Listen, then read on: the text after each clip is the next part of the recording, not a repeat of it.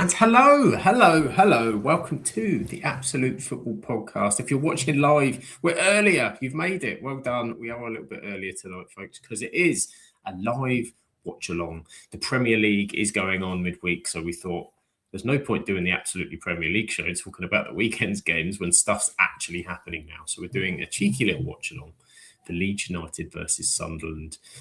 Very exciting. Two teams who coming up promoted, everybody thought would be in a relegation battle, and so Leeds maybe a little bit more work to do, but have impressed, and Sunderland very much so. So we've got two teams with a good game ahead of us, but there's only one man I could enjoy a good game with on a Tuesday evening. It's the wonderful Grimmy. How are you doing? I'm good, sir. Very good. Looking forward to some Tuesday night Premier League football, and hopefully we'll see plenty of goals as well. How are you doing? I'm doing well, mate. I'm doing well. I cannot complain for Tuesday. Well, I can complain, but I won't because that's kind of not good podcast material. So we won't complain. We're pretty good. Tuesday's been pretty busy, but I did manage to get my fantasy dream team in time for the 6 o'clock deadline. Did you remember the 6 o'clock deadline for FPL? No, I did not. Oh, no. Not gonna lie. I did not. Had a cheeky lunchtime moment where I was like, aha, yes, I need to sort this, and I need to sort it now. So I did very much so. But we've got wonderful Spinny fan. Chris has joined us. He's remembered the time. Congratulations, Chris. You've made it. I know we're normally a half eighter, but we have gone early tonight.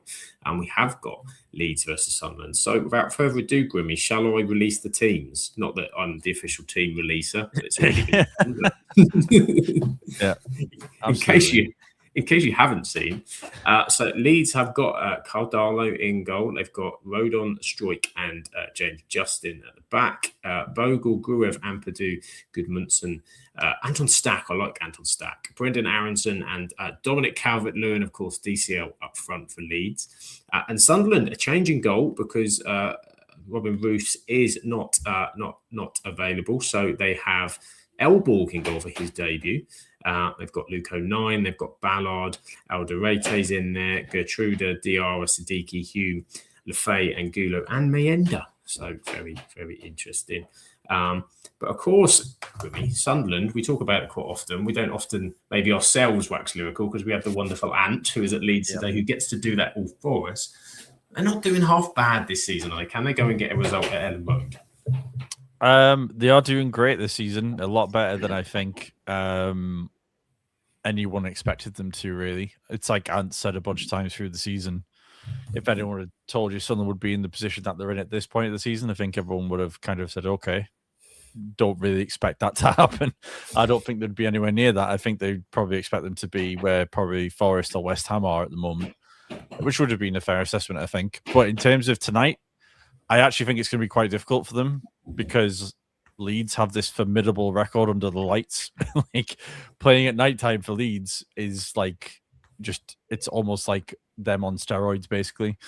With Xhaka being on the bench as well, and the keeper being out as well, I think is going to be a big miss. I think those are two very big components to Sunderland's success this season. So I do think Leeds are going to win tonight. In my prediction, that's what I've put down in my notes. But yeah, I think it's going to be a struggle tonight. But it doesn't make any more less of an achievement for what Sunderland have obviously done so far this season. Yeah, I'm with you. I earlier in the day, I think I was thinking, maybe I was kind of on the draw, maybe Leeds to win because of that kind of record. They've been playing well at Ellen Road as well. I was thinking that's the case. But seeing Xhaka not in the starting 11 and Robin Roos out as well, say maybe this keeper's phenomenal. We don't know. But Roos has been so important to that defence this season for Sunderland. Mm-hmm. So I just think, yeah, you have to give Leeds the favourites tag, if you will. But Sunderland have been impressing all season. They've been shocking all season. Away form as well, not always the greatest for Sunderland. So, and it has maybe a bit recently dried up in terms of their regular kind of points haul from early on in the season. But they're happy. They're happy. And it's a very happy man with that league table. And be very happy if they can get a result. As the game has kicked off, we have begun. It's not kicked off for me yet. We haven't synced up, have we? So the game has almost kicked off for Grimmy. It's almost kicked off. They are in position to kick off at least. So they've kicked off now. So yeah. Grimmy is with it. Grimmy is with it. It's good. Should we just give you like a glimpse of the future that you're about to enjoy? See, very. Spanish fan Chris is keeping an eye on the FA Cup game tonight. So whoever wins tonight plays Sunderland. So there you go. And you have, of course, got the Championship football on tonight as well. There's Ipswich. So Spanish fan Chris wants us to sync up. Sync up. Should we try and sync up, Grimmy? I tell you what, I'm going to get to a minute. I'm going to pause on a minute. You tell me when you hit a minute. Okay. This normally starts well, and then for some reason you live in a different time zone to me, so you either tend to go faster or slower. I don't know. I think I've worked out that if I go onto other pages, like if I try to look at stats on other pages, it stops it for some reason. So what I'm going to do is I've got my phone down below. So if I need to like check some stats, I'm just going to use that instead, and then hopefully it'll behave itself. My computer is a nightmare for doing anything bar streaming at the moment. So we are at a minute now. Go. I'm on. There we go. So I've just abandoned looking at any stats, and I need to get like a tablet or something. Or yeah, to be fair, I'm looking at my fantasy team, and it's not that bad a look. I have no players injured or out, so that's good. Go on and hit me up with who you got, because I've got 3 yellow triangles on my team. I've gone risky business.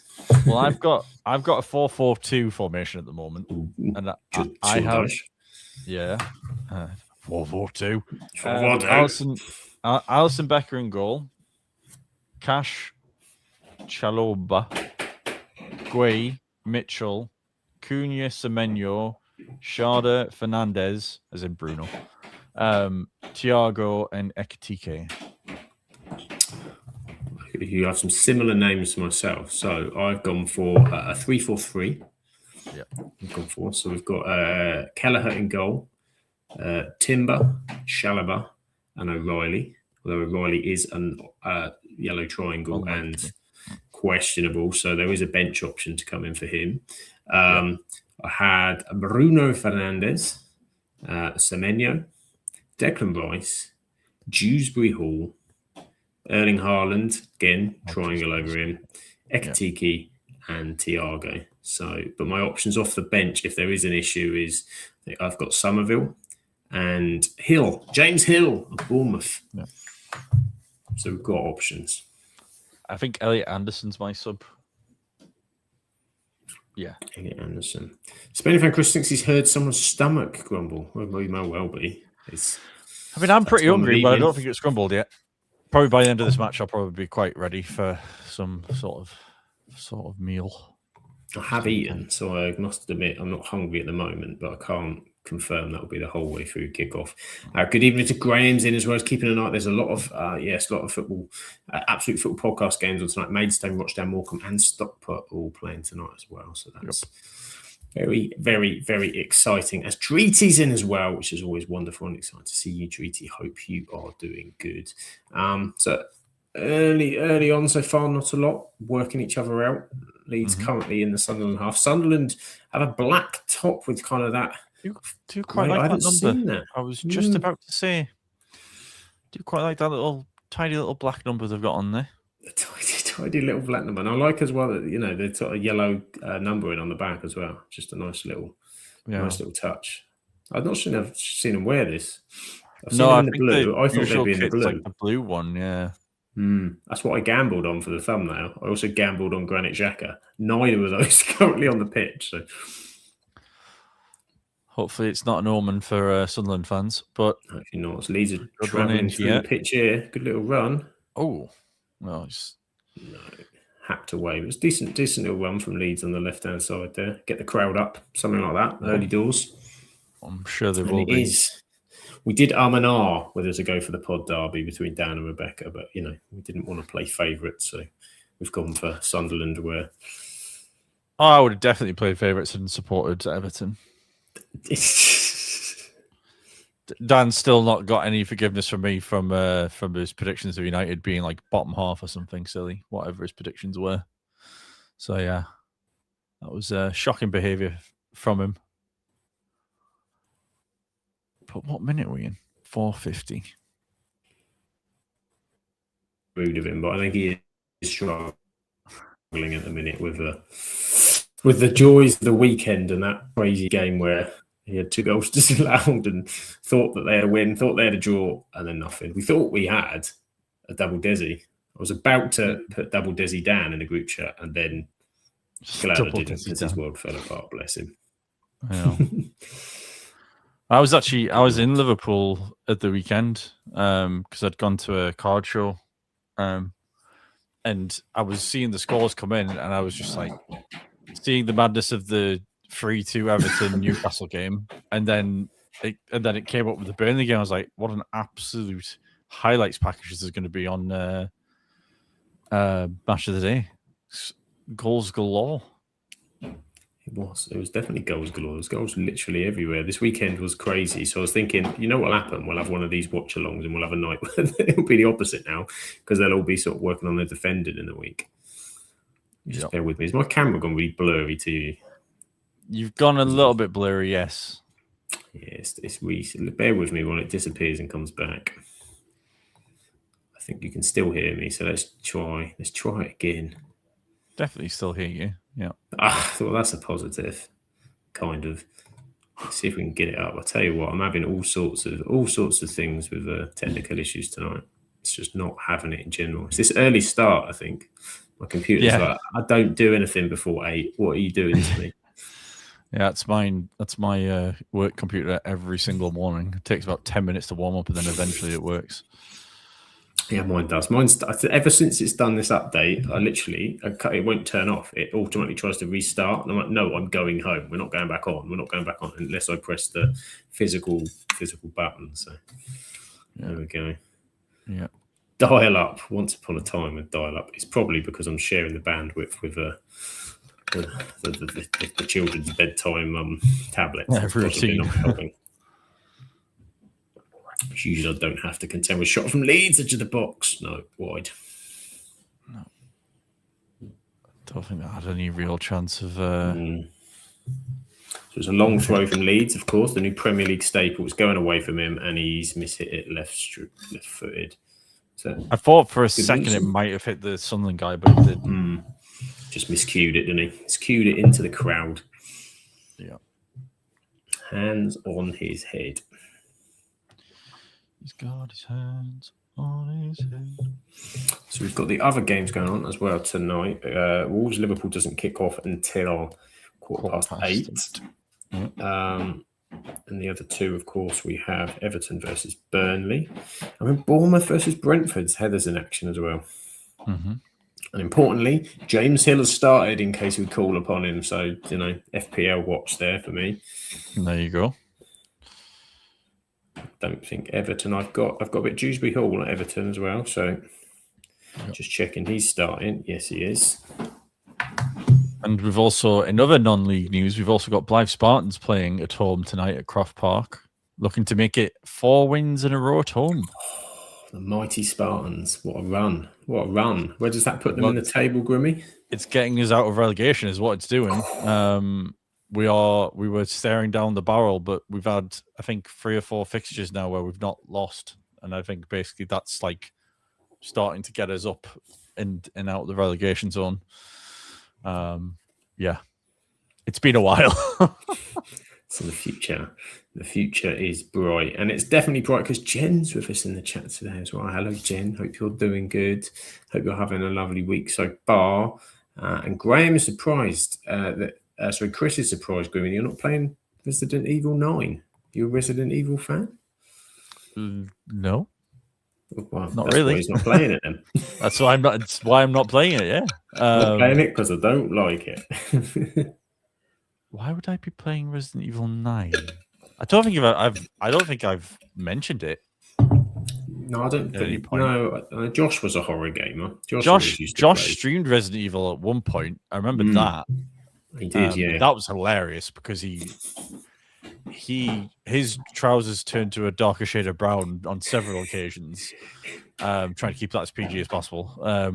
He was like hiding in the cupboard, wasn't he? Yeah. It was. I did used to pop in when Josh was doing his spooky streams. Yeah. I'm just trying to find out where they are in the table after that question. So, gents, what's the predictions? We've gone for predictions. Grimmy's gone for. We've both gone for Leeds win, to be honest. I don't think we had a score, did we? No, we didn't. I was going to go 2-1 because I was thinking Desmond earlier today, but then starting lineups changed it.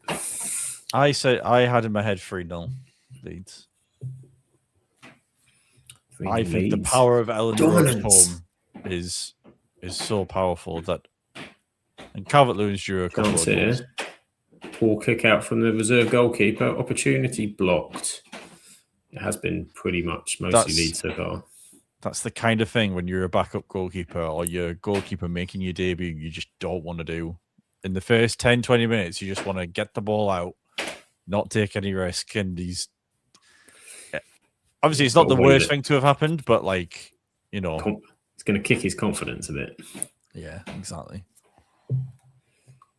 But again, not really a big chance you'd say for either team early doors. I think Leeds have obviously had a bit more going for them, but it's not really saying a lot in terms of how the game's gone.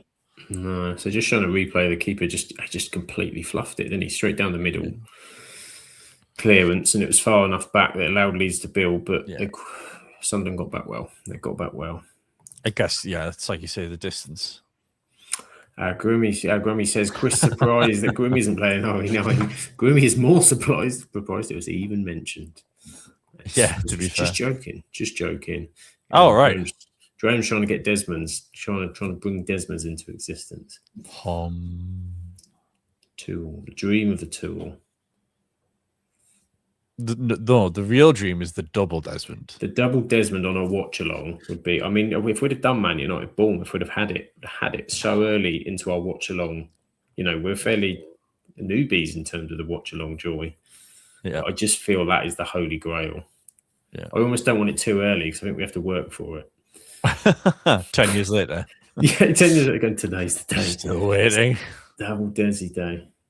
I think we said that when we used to do do you remember when we used to do the Football Manager stream commentaries? Grimmy and I, if you weren't aware, used to feature on a Football Manager draft stream where we would comment on the drafts and commentate, which is hilarious because I knew nothing about Football Manager drafts and just used to provide random elements to the commentary. But the dream was a double Desi and we never got one, which is crazy because there were some high-scoring, crazy games. Yeah. And it's still a thing nowadays that if either of us get a double Desmond in a Football Manager game, we have to send a screenshot to each other and be like, "This happened." It has to be done. This is true. Good evening to Sean. Hope everyone's well. Hope you're well as well. He's currently watching Doncaster Stockport. Find out our potential EFL Trophy final opponents. Take Claire on in an EFL Trophy final. Intriguing. Yeah. Sunderland just kind of happy to let Leeds have the ball, I think, at the minute.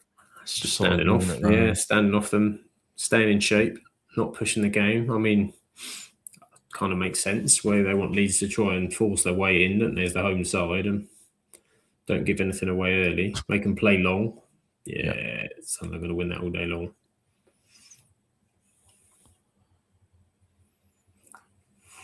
I mean, if there's one player, I think, in that Sunderland team that's guaranteed to have at least a booking, it's Luko 9. Every time I've watched him when they were in the Championship, he was foul city. So in this environment, I can only imagine it's ramped up to 10. So he's guaranteed for a foul or two. He's got him or on 5 anytime booking. Used to be my Luke Shaw, but he's been better this season with that. But it used to at times, particularly in the back end of games, when Luke Shaw used to get tired as well. You could tell it because the guy, if someone had run, he's going to pull him, he's going to trip him. It was a guaranteed booking when he was tired in that position. He's getting away. Therefore, it's gonna happen. So yeah.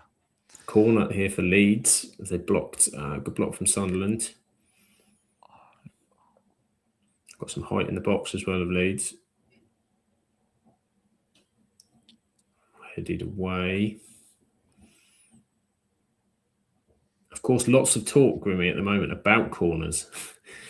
Yes. Corners and set pieces. All my timeline is when I sort of flick on anything, whether it's just like someone else, what's their view on a call, what's their view on this, what's their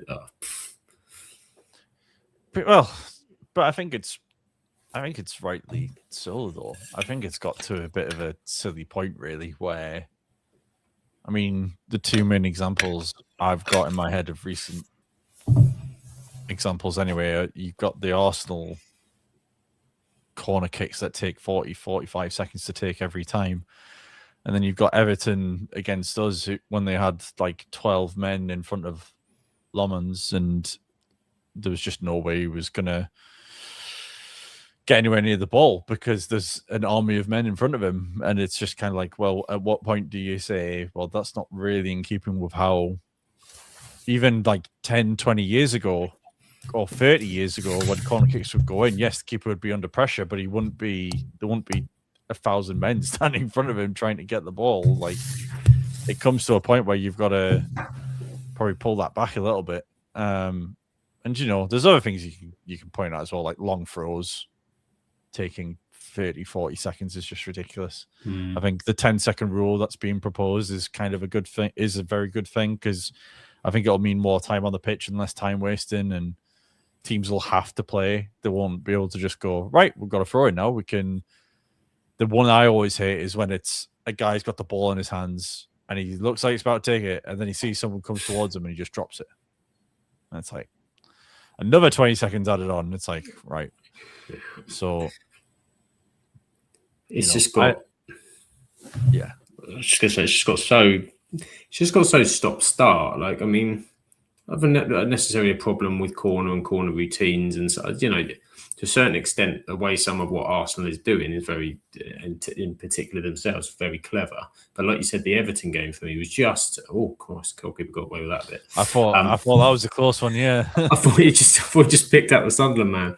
But like the Everton one was just, there wasn't a plan. It was just like sticking it on the keeper and trying to bundle its way in. It's just, I remember there was a time where it went the other way, where you couldn't touch a goalkeeper and it was over the top, but it kind of distinguished away from that. And it's just, I want to see teams break teams down. I get it. If you're winning that way, you're never going to kind of argue too much kind of against it. And it is a perfectly valuable way to score a goal. Every goal is worth the same, as long as it's a legal one.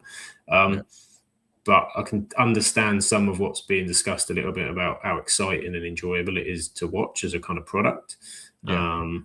Because, you want to see teams break teams down. You want to see exciting, exhilarating goals. And, some corner goals could be brilliant. I mean, United scored a really good one, I thought, with the sort of, a few weeks back. Yeah, with maybe a little flick on assist, And some of Arsenal's have been really clever as well. But, and the time it's taking to take the blooming kicks and faff about, as you said, it's just madness. But then when I saw a video someone did the other day where they were talking about the current rules with regards to fouling goalkeepers, defenders and attackers, what you can do in set-piece situations. And the rules are there. Sorry, I'm just looking at, I'm seeing on Neen basically bear hugging Stack there. Like, exactly. Surely that's not allowed. Like, how can we be allowing that? Like, that's crazy. Exhibit A. Yeah, and there was a lot of that in the Arsenal-Chelsea game. But then you get the ridiculous scenario where people are kind of half being fouled and there's some issues. And then you get Robert Sanchez kicking off when then you watch the replay and there's no one anywhere bloody near him. And you're just thinking, well, there's that extreme to the other. Some the goalkeeper down a minute. That's not good. Then you see in that very same game, there's a bunch of replays that showed this up front and centre, and they were even talking about Declan Rice and whether it was a handball. They're talking about him a handball as his arm is wrapped around Hato at the front post, and I'm going, why are we even debating if it's a handball for a penalty? The way he's holding the player should be a penalty. Like, and I know we have one of the biggest offenders in that in Harry Maguire, and every time he does it, I'm like, if the referee sees it, calls it a penalty, we have no argument against it. But like, I just don't understand how we've gone from the ability to not be able to touch a goalkeeper, because every time the goalkeeper got touched, he'd go down, to suddenly we're able to bear hug and put 20 people in front of a goalkeeper and say that's okay. Like, there needs to be a middle ground of, it is a contact sport. There has to be contacted in some way, shape or form, but it also can't be, a rugby scrum in front of a goalkeeper. I just think it's ridiculous, in all honesty. And it just seems to be such a change in things all the time, because you've got, remember the 2018 World Cup? Half of England's goals were for holding offences in the penalty box, that we got sort of penalties. And that was FIFA's way of stamping it out. No, this is the direction we're taking. And okay, yeah, 8 years on, but it's just flipped the other way. It's just, there are certain things that just need enforcing. The rules are there. It just needs, it's going to be difficult to do now, because you're mid-season, and I think, Sunderland is what onside. A great save. Oh, top stop. He's offside. Yeah, I think he was. But I mean, you've got that situation where, imagine they were now, we're like, no, we're not having any of that. We've decided. And then Arsenal fans would be absolutely up in arms. Like, you've created a rule. But the thing is, the thing that frustrates me with the whole Arsenal thing, and everyone calls them set piece FC, and I think that argument is kind of valid this season. Kind of true with the goals, to be fair. But like, the thing is with Arsenal, the thing that frustrates me with Arsenal more than any other team that does it is that Arsenal can play some of the best football. They have such a good squad and a lot of playmakers. That is the frustration, yeah. They have Odegaard and Eze in there who can create goals out of nothing and create assists out of nowhere, and yet they get stifled by this system of football. And if they just took the handbrake, when in the few games where they've took the handbrake off, they've blown teams away, and they don't need to necessarily play this weird defensive. Like, I compared it the other day when I was speaking to a friend about it. Like, it's Southgate-esque. Like when we used to go 1 or 2 up as England, would try and hold on to the lead, and it's like, fair enough, we'll probably be able to see it out against some of the lower nations. But when you play against the bigger teams, you need to keep your foot down and keep going. We just invite pressure, and it's exactly what happened at the weekend. Chelsea had 10 men, and because they were playing that way, it allowed them to have the ball come back into it. It's not, but as you said, they've got the ability to blow it away.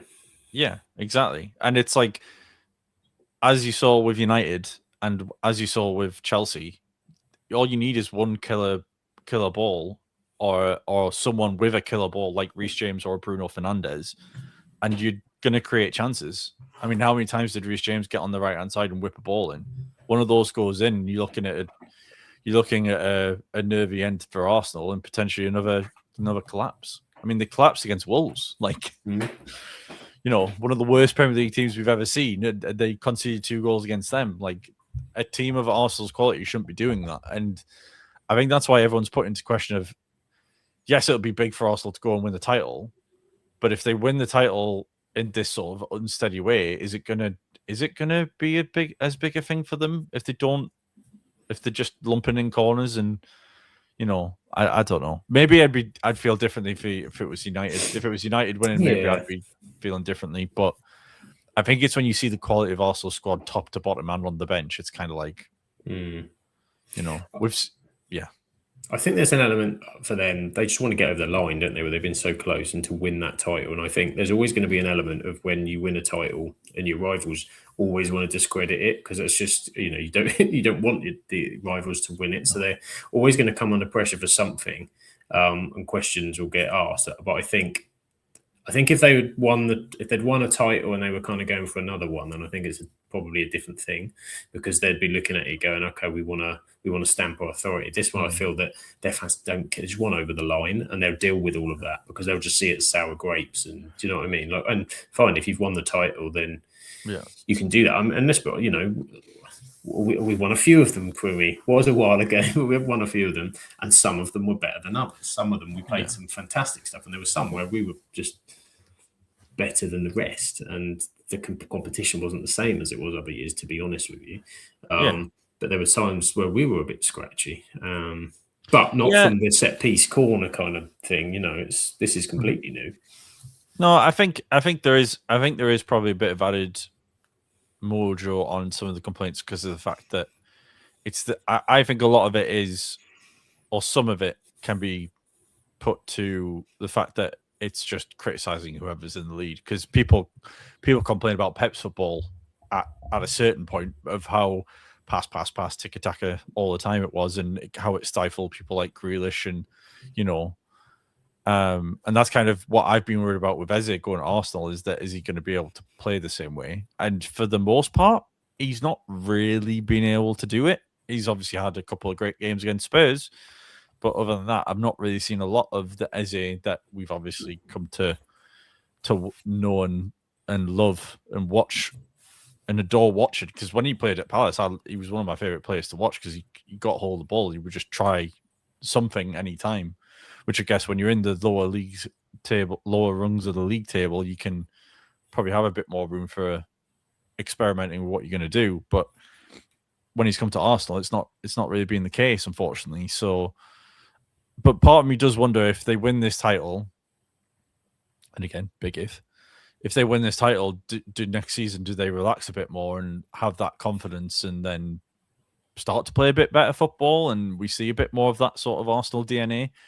I don't know. I think it kind of becomes a thing of, well, it's worked before, so why would we change it now? But yeah, we'll have to wait and see. I think if they did win the title, then I think you'd see an evolution. I think they'd realise it, as you said, probably that relaxation and the set piece thing, I don't think will be the thing forever. But if they then feel that the pressure isn't on to win, particularly in that early part of the season when they're, you know what I mean? Like it always is going to be different if they get to March next season and people then want it again. But I think that you will see the handbrake off a little bit next year if that's the case. You would imagine so. That it would need to evolve, because all teams that win the titles have to evolve, and it's no. I mean, look at the drop. Liverpool. We know their team has dropped massively, but they're completely two different teams from this year to last year. Okay, new manager going in, installing, but they'll tweak a little bit. There'll be people coming in. There'll be people that change the game a little bit. That maybe he'll have to come up with a different plan because it gets sussed out. All these things will change in time. The confidence of winning a title as well. You just can't take that away from on their shoulders. But teams that are going for the title, Grimmy, is the wonderful Rochdale, who are 1-0 up. Go on the table. Up the Dale.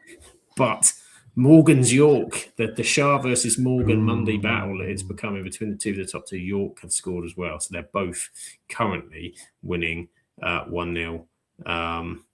And there's some we thought there was a disallowed. No, it is confirmed 1-0. Maidenhead are winning, of course. The last time that they won a game at home, Grimmy, I was there. I made it. I was there. Yeah. I need to edit the video, which I've not had time to do, but it will be out soon. I'd love to say this weekend, but I won't promise it yet because I've got a few things on that's making it difficult to finish it off. But I really enjoyed it, and I'm looking forward to. There's not many goals. Not many goals to shout about across the leagues, to be honest. The only goal I'm seeing so far is an early goal for Tranmere Rovers away to Newport County in the 2nd minute. We said this, didn't we? But to be fair, and I think Graham's already alluded to it in the chat, we are second half watch-along goals. I don't think there's been a single watch-along when the first half scored far yet, to be fair. Well, Sunderland coming forward here, out on the right-hand side. Can they get a cross in? Back, little chip up, headed clear. Oh, hit it. Go on, just hit it. And now we're back to possession on the edge of the box. Cross in straight into the arms of the keeper. Not a great load of chances yet. Second half's always fire up on the watch-alongs, Grimmy. Always fire up on our watch-alongs. Surely they've got to fire up for this one. Surely. Yeah, we've not had a lot to shout about. Not a lot to shout about. But this is good practice, isn't it? Because we're doing a lot of these in the World Cup, aren't we? That's the plan. There's going to be a lot of watch-along World Cups if it's on. Hopefully. I don't know if we're going to be able to do every single day like we did the Euros, but I mean we've got the manpower. If this is it, if we can get the combined team, who knows? Who knows what we could achieve together? We're like the Power Rangers when we come together and with a Megazord, Grimmy. It's just different levels. Yeah, if we did one a day, that would be pretty cool. But I think we would struggle to do every single one. Yeah, and there'll be some days where maybe it doesn't warrant the same level of. We don't want to burn ourselves out. No. All chances he threw here? No. well dealt with. Darlow just went, not today. Keither stepped up and Sunderland's chance snuffed out. It's not been a game of great quality so far. I think there was a shot of Calvert-Lewin absolutely pelting into his teammates to say, come on, pull your socks up, lads. I'm sure those were the exact words that came out of his mouth. Pull my socks up, lads. Yeah. That's definitely a 1950s on the pitch quibble. A quibble from the past. Yeah. Oh, whilst I was in Liverpool at this card show, Sam, I saw some beautiful Manchester United autographs. Let me tell you, Wayne Rooney, Rio Ferdinand. I was going to say in terms of the cards or the actual autograph itself that they had. I mean, both. To be fair, there was a signed Bruno Fernandes shirt on sale, and I had to stop all my power from emptying my bank account from buying it. Don't think my wife would have been very impressed, but this is an investment. This is a present for us. Oh yeah. Yeah, could you imagine if I'd bought it and then I just put that up in that space? You'd be like, "What's going on here, Grimmy? What's happened? Where's this appeared from? Is it?" And you'd be like, "Yeah, just a Bruno signed shirt." I've made that much commission from the podcast that I mean, that's a free kick. That's a free kick. It is a free kick. Gertrude with the foul chance here. Anton Stack's good from these, Grimmy. Get a Stack on it. He was in my dream team early in the season before he got injured. It is quite funny anytime someone mentions his name, like when we talk about players, because I always think I don't know what it's like down south, but up here we have like a chain called The Stack, which puts loads of like local bars and restaurants together in like a small space. So anytime someone mentions The Stack, I always think I'm about to get a drink or go for food or something. So it's kind of conflicting, really. Going to Stacks? No, I don't. Well, I don't have it this far down south. They've got one in Newcastle, and we've got one in Middlesbrough. Further south, I've got no idea, but I've not. It's the free kick. Oh, good save, sir. Good push wide. Chris wants to know how much we're talking, Grimmy, for the signed Bruno Fernandes shirt. It was £250 for the Bruno one, and they had other stores that had like, I think they had like an R9 signed shirt and a Roberto Carlos signed shirt was there as well. But some of the stuff that some of the people were selling was just unbelievable. Like, couldn't believe it. A lot of Liverpool stuff, obviously, as you'd expect, being a Liverpool card show. But yeah. I'm surprised they got the United one in there, to be fair. Well, it's kind of like Northwest, isn't it? So there'd be a lot of people and trying to put them on. But yeah. We have a goal, Grimmy. We have a goal at Everton. There has been a goal. Oh, tell me it's Burnley. It is a goal for Rebecca. For Rebecca. Big Tarkowski with the goal for Everton. They lead 1-0 over Burnley. Great start for them. Assisted by James Garner. That's not Dewsbury Hall, is it? Come on, James. Selfish. I know he's starting to get up in some people's estimations after the season, isn't he, James Garner? He is. Almost like we shouldn't have got rid of him. I do remember when we sold him, and it was for like 15 million, wasn't it? It's like, sorry. He was sort of signing that somebody would be selling from an Everton to a United for about 40 million. It was like 15 million. I think he goes for a bit more than that now. Yeah. He was also really good at set pieces as well, wasn't he? Jimmy Garner. He has a hit in him as well. Hit a couple of interesting against us. I think it will be interesting this summer because obviously United are in the market for a Casemiro replacement. So who that is going to be? I know we're both fans of Elliot Anderson, but yeah, I am. But I'm not I don't see it as do you know what I mean? I'd like it, but I think you have to spend a lot of money. And is it the jewel that unlocks the door to where you want to get? The problem we have is we've got to get at least probably 2 midfielders, if not 3 midfielders in. And I just don't know how we negotiate with the Forest owners to get Anderson at a cheap enough deal, because I just don't think we'll be able to do it. And if City come in and say, here's the 100 million that you want for him, he's probably going to go to City, isn't he? So I think there's other options we should probably we'll probably look at. And plus, we need to probably get a bit of money in to facilitate all of the signings that we need to make, really. Just seeing the replay of the Everton goals come up in the corner. Garner, nice whipped in free kick. Tarkovsky's head on there. Keeper kind of half came, didn't, and Tarkovsky up first. Yeah. So, yeah. So Everton are leading 0-0 here in. It's not the greatest game I've seen it this season, but it can light up. Yeah, it can light up. It's got very much the Fulham Bournemouth first half vibe that I'm remembering. Yes. And that needs a goal to wake it up. Yeah, that was a fantastic second half we saw there. Yeah.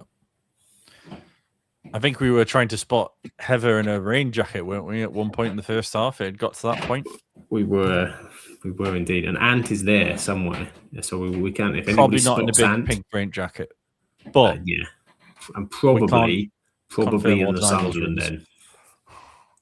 Just a shout. Yeah. Just a shout. So yeah, do a bit of Ant watch in the chat as well if you can find him. So what does that do? If Everton win tonight, that's obviously not good for Burnley. If the back are not good, it kind of cements them down. It would push Everton up currently into 8th. I'll say it'll put them on 43 points, I think. Depending how the Brentford-Bournemouth game goes. Mm-hmm. That is intriguing. That would only put them on. There'd be 2 points behind Chelsea. Not too shabby. There's Daniel Farker. Got in trouble, didn't he, at the weekend? Yeah, he was a little bit feisty at the end of that City game, but I understood his frustration. I think, to be fair, I think the performance Leeds put in was great. They were just unlucky that they didn't get a chance away. And is that going to be a chance for Calvert-Lewin? Chance, found him. Oh, shoot! Have a go. Oh, that is me. That's going out for a throw. Oh, Jayden Bogle. Jayden Bogle on the half turn. I mean, there wasn't the gap I don't think there was the gap to get it in the far corner anyhow, however, where it's ended up. So Sunderland got caught on the ball on this right-hand side, knocked into Calvert-Lewin, did well to kind of hold the ball up, knocked back to Aronson. He's tried to get space. It's blocked. It's come back, and Bogle's. I mean, he's done well to curl that in such a way. There's a man with his hands over his eyes. I actually think the Leeds player probably could have got to that because it was going so slowly. Yeah, I think he probably could have got across and got there by the time it got to the byline, but it's gone out for a throw-in. That's what happened to that opportunity there, which is quite impressive from where he hit it to get that much curl on it. Yeah. Got to respect the technique. Oh, been done for a handoff here. Feisty Farker, as Graham says. Oh, no. Graham says you'll be well to see Ant because don't the away fans now sit on the main stand where the camera is? Are we giving a free kick front for of that? The camera and wave. Really? Oh, dear me. It's a bad 30 seconds for Jayden. I've seen worse fouls on this podcast with some of the football takes we have. Dear Lord. We have some bad ones. There's some good ones too, but we have some bad ones. I have had some shockers when we look at our predictions. Predictions are not good this year across the board. Now, I didn't say at the time when I did the predictions, but when I put Arsenal 7th, it was because I'd run out. Wow. I had forgotten to put them on the list of the table, and there was one space left. And then I went, you know what? I'm not doing this again. I'm doubling down, and I will think of a reason as to why this could happen. And I was very much on if they have a bad start, Arteta will be out, and they'll just fall away. Obviously, didn't happen, but yeah. I think I'm almost wanting Arsenal to win the title now, just for the hilarity of bringing that table graphic up at the end of the season for it. Yeah, to be fair, though, I remember having the conversations at prediction time, and it was, oh no, it's not that. It's just like you can't actually predict it. Then, do you know what I mean? There's a reason why. Oh, chance Sunderland, no, cleared. There's a reason why, because there's so much you don't know. And I always say this: manager, particularly when it comes to relegation and things like that, manager changes and that can always have a massive effect. And a team that looked awful in the first half of the season, like Palace, did this regularly in the past, didn't they? And then suddenly Roy Hodgson would pop back, and there'd be something else in the second half of the season. But yeah, I think sorry, go on. They just did it. But I think across the board, we all had Liverpool to win the title. Across the board. No, I don't think I did. Did I? I thought across the board we did. I thought pretty much we all had the same top four, apart from you. That sounds about right. You went novel, and it might have something to do with the 7th place that you went for. Did I go maybe on the say, Stones? 2-0 Maidstone. Did I maybe say City win the league? I can't recall. I thought it was across the board. No, I must have put Liverpool because I remember my thinking now being they've spent 450 million. There's no way they don't win the Premier League this season.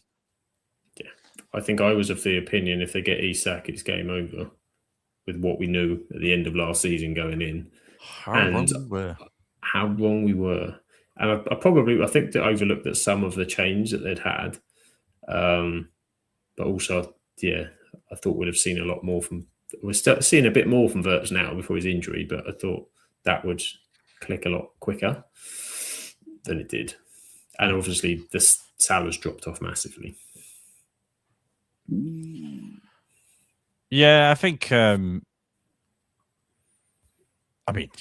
still, 450 million being spent is just crazy. And they're not being... And again, it's hard to say when you're champions they're not being an improvement, but like there was room for improvement in that Sunderland squad, that Liverpool squad.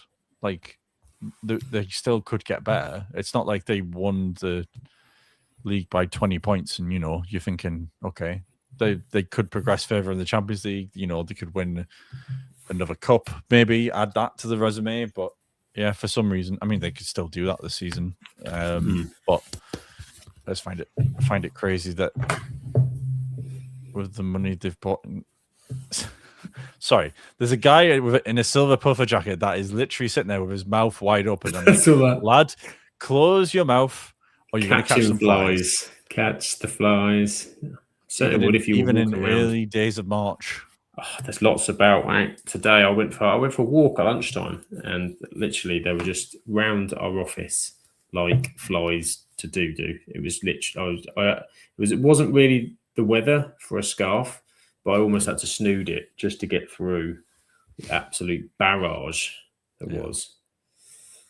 Yeah, it was very crisp in Liverpool when we were there at the weekend because it was near the docks, or on the docks basically next to the arena where the show was, and I stepped out of the car and I was like, yeah, I'm going to need my bubble hat here. This bubble hat's going to be required. So this is chilly. It was a sound choice I made when I got out of that car because everyone looked at me like I was absolutely nuts. And then we got there and we were like, yeah, you made the right choice. I was like, yeah. Wasn't born totally yesterday. There's a nice feeling when you go out and you've got the selection of like, you think you can feel the coldness. And if you've gone like hat, gloves, and you go, yeah, this was a good choice. And there's always somebody there that has gone the opposite way. And it's there going, oh, it's blooming cold, isn't it? And you're like, oh, really? Actually, for me, just about right. It's the problem when you're on a night out with your missus or your partner, and then they go, I'm really cold. And it's like, well, you should have worn a jacket. Give me a bubble really hat. Cold. But we're going to dinner.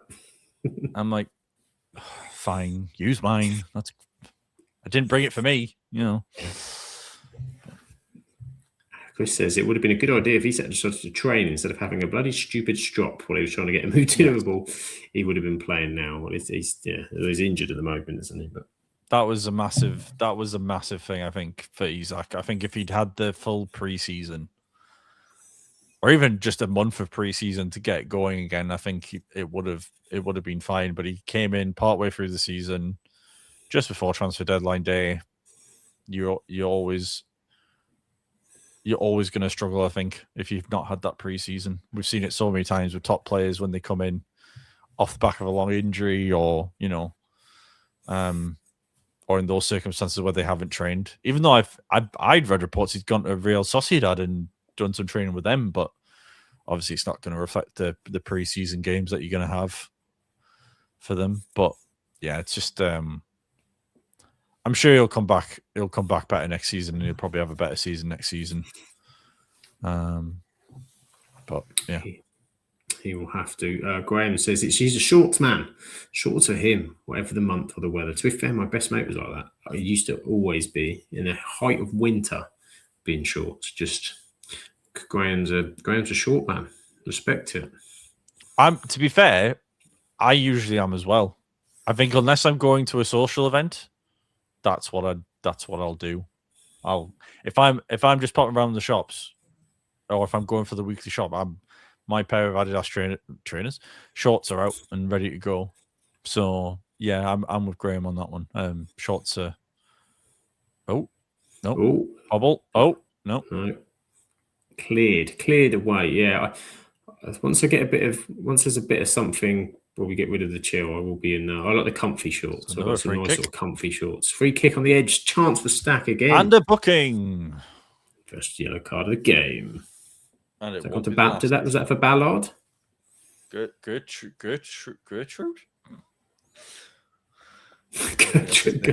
I don't think that's his name. Gertrude. Oh, Gertrude. I think it is for Gertrude. Yeah. It was Ballard was just doing the shouting. But another chance to Stack. He forced a save last time. Wolves versus Liverpool's kicked off as well. Might switch to that at half time because we have got 20 seconds of stoppage time to go. Yeah. So is that a balloon on the pitch or not? There's another ball on the pitch. Mayhem at Ellen Road. Good. Has he been booked as well? I think so. I think he was complaining. Because the ball was there was another ball on the pitch. I told you. It's all going off. 2 bookings. Luke 09, Grimmy's bet is in. Yellow card anytime. Should have put it on. Should have done it. Right, he wants 5 in his wall, Grimmy. He's just said it to me there. 5. Keeper said it. Yeah. Stat. This is a free kick. It's just outside the box. So it's going to have to be a quick up and down. Top corner. Do you think top bins? Of that man's cranium. He's hit him. I think it's about chest high, I reckon he's hitting there. And defended well by Sunderland. Although saying that, there was a bit of stoppage, wasn't there, to actually do the free kick with them all complete. True. He might allow the long throw.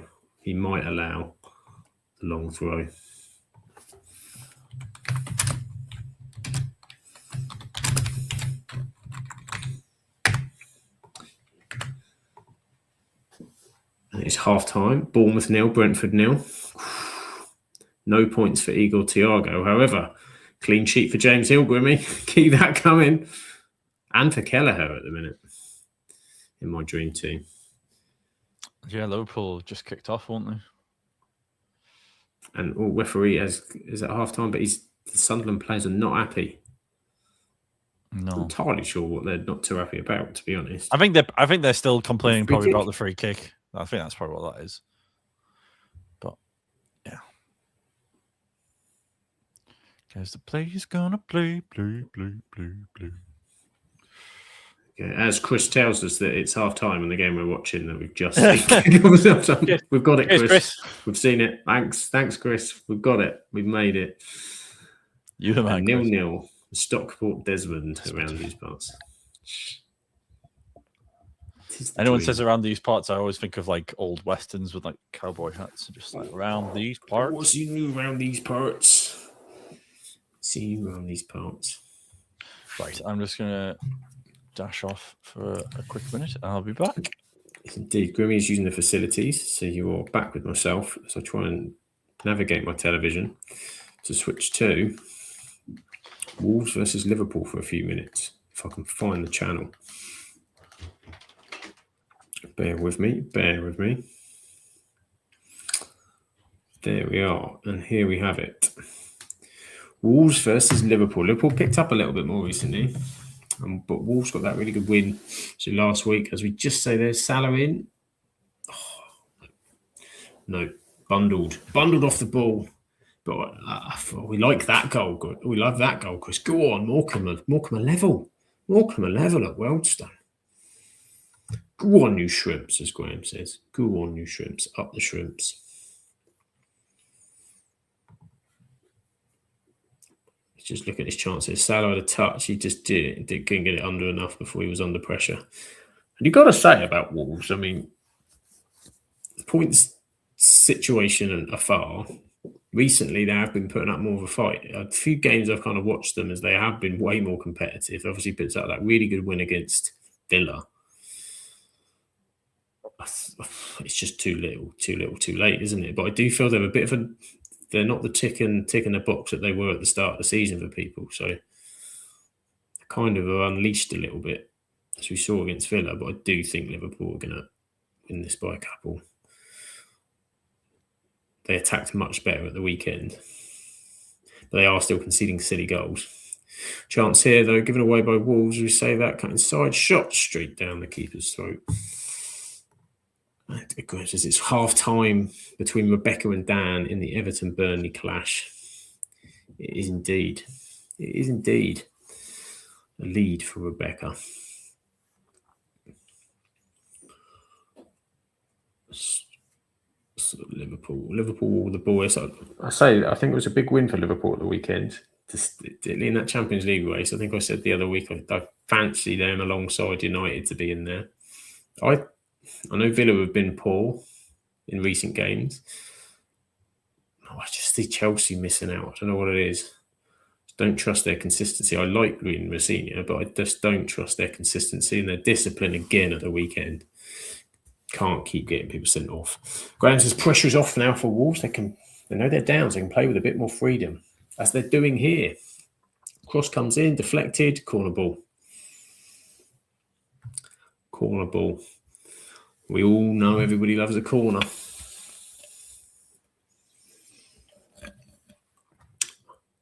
There we are, Jens there, level. Go on, Morecambe. Back in it. The fight back is on. An FA Cup, 0-0 between Port Vale and Bristol City. As Graham says, Chelsea are consistently inconsistent. They are, and their discipline is not great. Although I heard that the Pedro Neto sending off at the weekend. Ooh, scramble. He didn't realise he was on a booking. That's the story I heard, which is why he went in with that crazy tackle, because he didn't think he was already booked. I don't know how that occurs, but that's the rumourville I was hearing. Ooh. Is this a VAR for handball on McAllister there? His hands were... No, I don't think. It's not going to get given, I don't think. Hello, Grimmy. Hello. I've just been watching a bit of Wolves versus Liverpool. How's it going? We had a shot straight down the keeper's throat. We had a question marks over a penalty for Salah that they were claiming for that I don't think was. And we had a corner for Wolves. So there we are. As we were discussing as well about Chelsea's discipline. Or lack of. I was just saying, I heard that Pedro Neto didn't realise he was booked.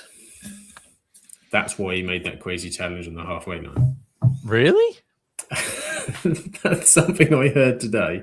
Really? I've not seen any where this is substantiated of him, but it's just something I heard. Not for me to not believe a Chelsea player when they're telling us something, but... I don't know how you don't. Surely it's clear, isn't it? The referee has to... The referee has to tell you. Like, the referee walks up to the player and goes... You, son, are booked. Apparently. I don't think... It's not like the referee's going to go, no, I'm just joking. No, not today. Not today. Graham says, how can you not know you've been booked? dogging deep in the Chelsea recast excuse Good Lord. handbook. My word, that is discipline issues at this stage of the season. Digging, as Graham says. Digging deep. Digging deep. Oh, but a terrible scoreline coming in. Bloody Brackley have equalised at Rochdale. No, come on. Surely you know you've been booked, says Jen. Surely you know. Surely you know. Lord, that's a terrible autocorrect, as Graham says. We say this, but when I'm in bother with the missus, I rarely know. So maybe it's just a case of he thought he was getting telling off from the ref, but didn't think he was being serious. I was going to make an entirely inappropriate joke for a podcast then, but you can probably guess the lines that we were going to be going along. We'll save that for the After Dark pod. We'll save that for the Friday night one. As Jen says, as a preference. It's quite obvious. The ref is usually standing there holding a yellow card right in front of you. But yeah, just I'm hoping the second half's going to spark into life. I'm hoping we're going to get a better second half. This is it. Jen says maybe he's colourblind, which would make it even funnier because he's just like showing him a card. They've just been like, that could be. What if he was colourblind, saw the card, and then just assumed it was red? Just walked off. He sent me off. Ref. Or if he was colourblind and didn't see the first one, and then saw the second one, and then was like, oh, and then just kept on playing like the ref saying, like, I'm sure I just sent you off. I always remember I think it was like was it Oxlade Chamberlain and Kieran Gibbs? Oh, he sent the wrong player off, didn't he? When he sent the wrong player off, and it should have, and it was just like, how I remember that in the World Cup, Grimmy. Do you remember that? I really 2006 Grand Pole, Australia, Croatia. Yeah, and you got 3 bookings. Did you get 3 bookings? That guy. Yeah, that's impressive, really. I don't think there's anything else you can call it, really. Saying that, I think the amount of bookings I would probably hand out to teams during games, I'd probably end up doing it at some point myself. I'm saying that myself, so yeah. I was so tempted actually. I've only ever refereed a game once, and it was when I was at college, and we were doing, I think it was like a community sports leader one or something, basically where you're like setting up coaching sessions or doing things. And one of the things we had to do was we had to put on like a little kind of 5-a-side tournament for like low primary schools and sort of see the games or whatever. And it's primary schools. So it was a little sort of 5-a-side in kind of a cage, and it was all fairly sort of okay or whatever. But there was a challenge in there. I'd already been told we would. What was really weird. We were told we weren't allowed to give cards unless it all kicked off or whatever, and then we weren't giving red, so we were just going to have to take it off the pitch. This was extreme. Didn't happen in that kind of way. I was told, and I was given cards, but told not to use them, which is like the most tempting thing kind of in the world. And I went to get, there was a kid, and he caught this guy late, and I went to go. And I was like, oh, I wanted to do the moment, you know. That's like putting the big red button in front of you and saying you can't press it. Don't press it. I was like, it's lucky you didn't get a red. Yeah, it does make me laugh. But yeah, like, I mean, some of the decisions you see, even just in modern day football, you think, what are people thinking? I mean, I've seen like gone, and I'm sure you'll see plenty on your league and non-league travels in your new series. Little plug there for you, Sam. But like I'm sure you'll see some shocking ones. Like I've seen some truly horrific decisions at Spartans games where I thought, how on God's green earth has this person got qualifications to do this at this level? Jeremy Frimpong. Good. Have you watched? Have you got the Wolves Liverpool game on? No, because if I don't have the Wolves Liverpool game on, my time will change, so we'll have to sync up again. We'll have to sync up again. So Ekitika said this brilliant run, lays it to Frimpong into the box. He's tried to sort of like hit it with that outside of the boot schwaz, and he's kicked it straight out of Molyneux. It's literally just gone up and above. Jen says up the 90 more. So I know. I need to do. It's coming, Jen. I just need to edit it. I need to edit it and find some time to get it out. I've got some of it done. I have got some of it done. It's going to be more about just the experience more than kind of the game, because there wasn't an awful lot, to be honest. I recorded of me during the game. I recorded bits of the game and stuff.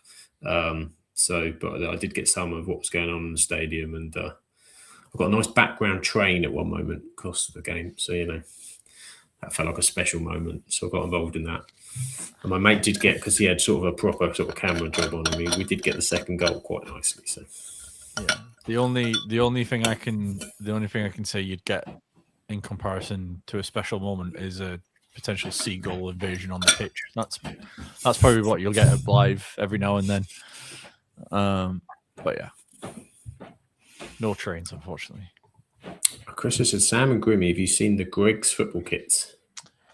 Tell me more. I have not. I didn't know Greggs had football kits. Is this for the Greggs football team? What's the Greggs story behind Greggs football kits? I'm searching it now. Oh my lord. Greggs football kit. They're actually all right, It's kind of Blythe Spartan-esque if it's the one I'm looking at. I know that's the old one. Am I supposed to be looking? Oh no, they are. Is it all of them? Because they've got the blue and white checkered. They've got like the blue white squared one. They've got like a black and white, black with like thin white stripes, and then they've got the white and green stripes. They're all right then. The golden flake. Greggs football going set after new collaboration. The golden flake is what their pub's called. They've got beanies as well. Oh, that's a problem. They've got the merch, haven't they? To be fair, we did look at football shirts a little while back, and we did run out of time, I think. But there's still a possibility on football shirts. We're not ruling it out. That I think an absolute football podcast shirt would be pretty cool. Yeah, football shirts are for life, not just for Crimbo. This is it. See, social media team. I know Jen's in the chat. Football shirts. I'm telling you, football shirt designs. It's 1-1 at halftime for the Spartans.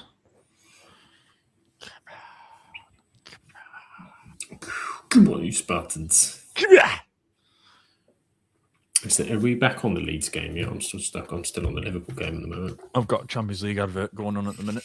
We'll stick with it for now. Coco Gauff's now kissing the Roland Garros Championship. Well, that's coming up soon. Yeah, it's only like not that soon actually. Because it's only 2 months away though. Almost in that summer season. Indian Wells starts tomorrow. I was only looking today because we're going away for Easter. I was like, actually, that's only 4 weeks away. It's not long at all. And we've got another goal. We've got another goal for Morecambe. Go on, the Morecambe. Come on, you strings. Go on. Go on, son. Go on.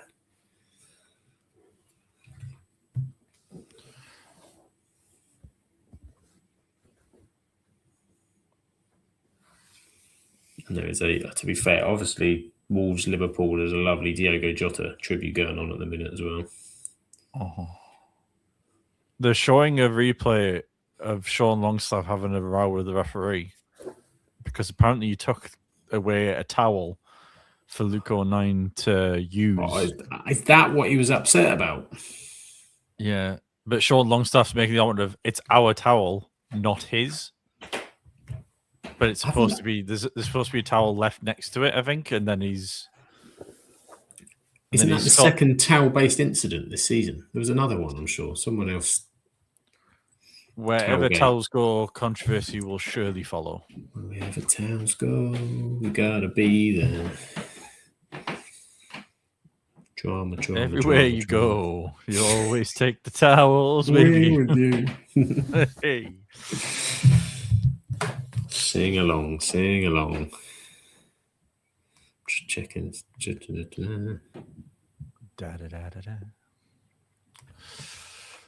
Yeah. Second half. The players are coming out now. Second half. Oh, indeed. So we're going to have to sync back up, aren't we? Are you sure now? You might. Actually, it was me on pause, wasn't it? So in theory, I'm going to kick off before you. Short find out. Depends how angry you are, son. Wow. Things can change. Things can flip on a dime. I'm saving it, Grimmy, because I may be getting a new tennis racket tomorrow for my birthday. Whoa, I'm so steady excited. on. There is a new weapon about to be wielded. Can't be dropping that sort of information down on me in the middle of it. I need to know the racket. I need to know the color. I need to know the shoe size. And What of my rackets? yeah. Well, so it's a blue. It's got a blue silvery kind of tint with a sort of bit of black, and it's Babolat, which is different. So I've actually only ever played with the same racket since I started playing. So this is a big change for me. Fair enough. But I'm excited about kick off.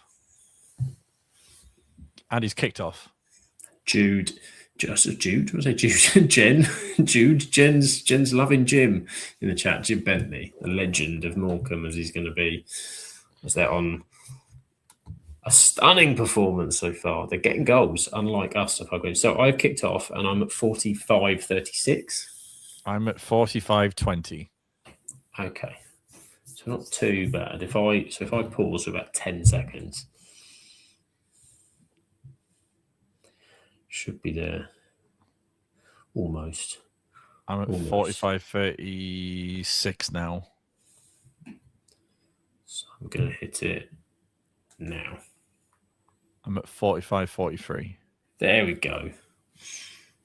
We're about... Bosh. Bish, bash, bosh. We're back in sync. Shenanigans. What happened there? Pre-free kick shenanigans. It always makes you laugh how a player's like, whenever they agree with a referee, they always clap or they'll put the thumbs up. But then 2 seconds later, a decision will go against them and they're like, what the? Rubbish. Memory of a blooming goldfish. So we're now looking, Grimmy. We need another second half. We need a second half like we've had before on these watch-alongs where it doesn't look like there's going to be goals, but something sparks it off. Yeah. Or are we looking at the first 0-0 watch-along? I've got to be honest, I think the double Desi is off the table. Just put it out there. We might not be getting a 4-4 today, folks. My spidey senses are telling me today might not be the day. Yeah. But magic can still happen. Oh, that's a beautiful little turn.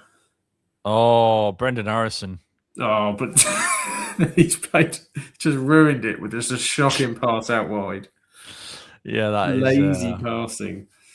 Did so well in the build-up. I'd like to say that's been the summary of the game, but it really hasn't. Like, there's been no real quality from either squad, really.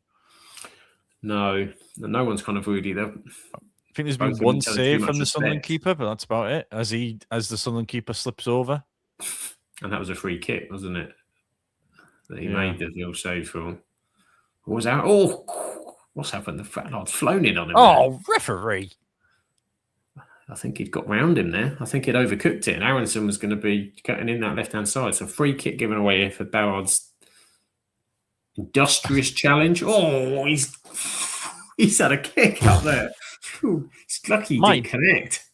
I was watching the Arsenal-Chelsea game, and how Caicedo didn't get a booking, I have no idea. There was one where Eze was halfway up the air, and Caicedo just decided to whack him in the back with his foot. I was like, what are you doing? You can't just like ninja kick someone in the middle of the air. Like, what's that about? Turns out you can. Apparently you can, yeah. Turns out you can. To go along with Declan Rice's bear hugging. But what do I know? I'm just a simple football podcaster. Football chatteroo. Oh, he read you there, Aaron. So you got seen there. I could read you from here that you were doing that. Oh, man down in the box at the minute.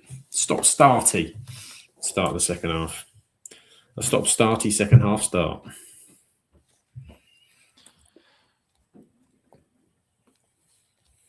Just looking at the stats just to see what we've got. Everything looks like it should be going Leeds' way, but it's not really been much to talk about. Just trying to see if they've looked slightly more likely, but yeah, it's not. Yeah, there was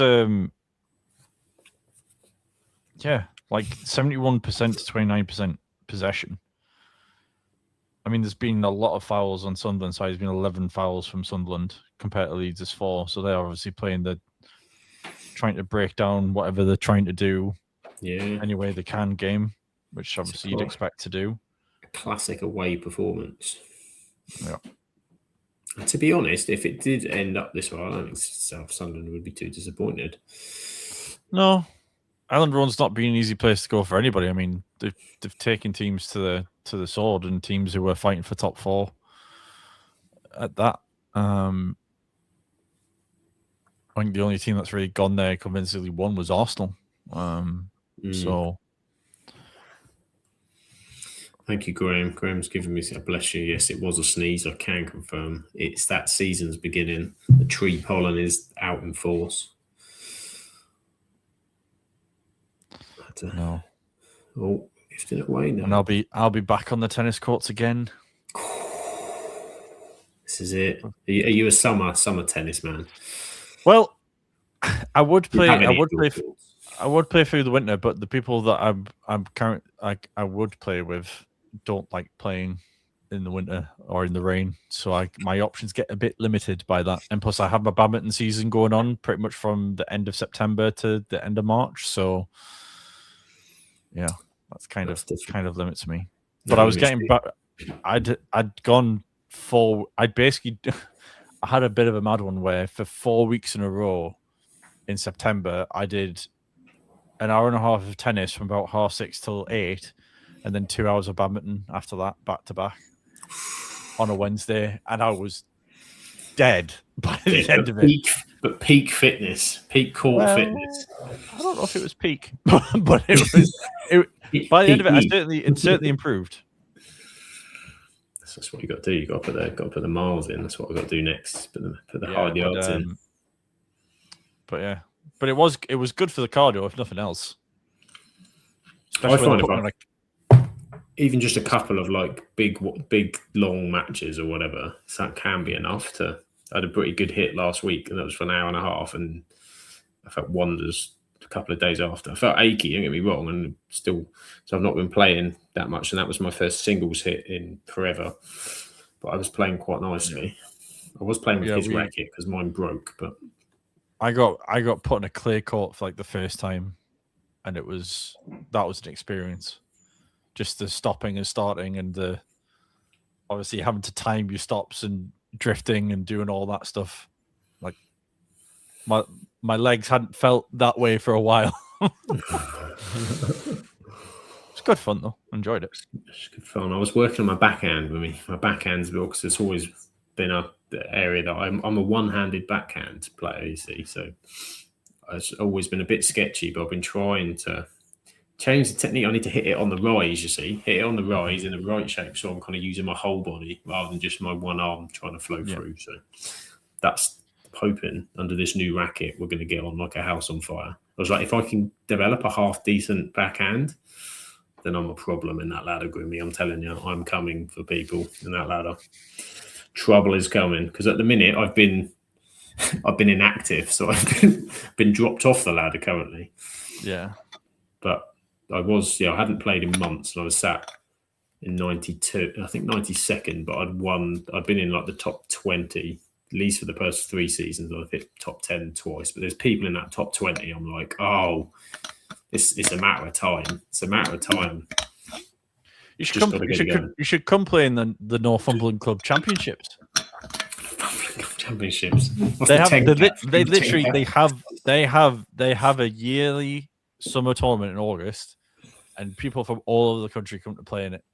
They're probably quite a bit better than me if they're coming. No, but they do have different levels though. It's not just like you get put against anybody.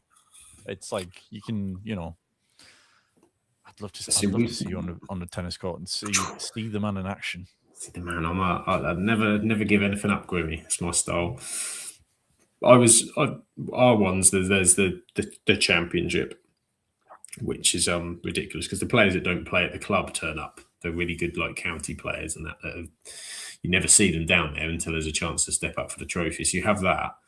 But when I was sort of starting up and going down, we had it's much like a handicap in golf, but it's a lot higher. So you start off and like the most basic players will be like 80. But and then I think I was just 61, 62, and it was called the T60, and I won the T60 championship. That was back in 2018. And then they put me in the main one, and I played the top seed. and it didn't go so well. I'm judging by the little bit of laughter that's come after. I took 2 games, Grimmy. 6-1, 6-1. He won the entire tournament and only dropped 2 games the whole tournament. That was to myself. But they were the 2 games that I literally had to just swing for the fences, which is not my natural game. And you wore those 2 games like a badge of honor. I was just once I got one, I was like, "That's it. I've made up here." It was my mindset had to be when we started each like game fresh. Doesn't matter. It's not about the sets and everything else like this. It's about each just trying to get a game and such. But I got to 40-30 on my serve and got so excited I double faulted, and I was like, "Oh, I don't believe I've just thrown this away." But then I recuperated. But he was on his serve was just. I've never played anything. It was just postage stamp, and you couldn't guess because did go the other side. It's just And even if you could get in the point, and I was probably at my fittest, and I was running around, I'd get everything. So I'd never give anything up, which he did give me a lot of credit for at the end. He was like, "You just give nothing up," but it was like playing chess when he's got you at checkmate, and you're just going, you're just going to get killed 2 shots later. Just finish it. Just do it now, please. I was just prolonging the agony, but I enjoyed it. It was good fun. It's a good challenge. But yeah, I definitely saw the level. But club tennis is fun. I enjoy it. Oh, absolutely. I mean, I haven't played at a club level ever, so like I can't say that. I mean, it's always been something that I'd like to try at some point, but I'd need to get my serve consistent, I think, if I was ever going to do that. Because there's lots of different players. Though. I mean, if you get the right, like our club there's a ladder and it's just organised by the people there, and it's say there's like 150 people in it, so you've got all range of people, and some people, obviously ascend and go whatever, and then you have some people that are just quite happy, to challenge people of the similar level and have good tennis matches. Like there's a lot of that goes on, and then you have the team ones, which is doubles, which I'm regretting joining the winter one because it's been a bit tough to get out there regularly on a Sunday, but it's been peeing it down. But the summer one on the grass in the sun, different. Yeah. Different mantra. But Chris is here. He's had a good 30-minute walk outside today even with a cold. Go on, Chris. Get out there. Go on, Chris. Yeah. So I think while I was talking all there about tennis, not a single thing's happened here. No. It's slow. That's a foul. It's a foul. Well, his cards out again. Make note. Don't forget you've been booked. I think Xhaka was warming up on the bench. He was. He's a little nip. He's a little nip in there. A little naughty nip.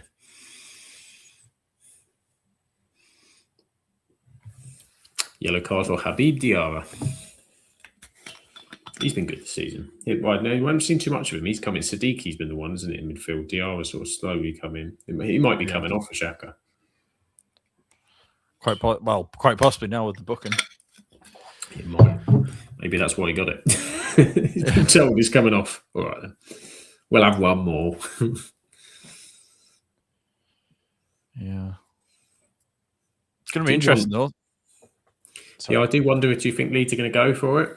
Or do you think...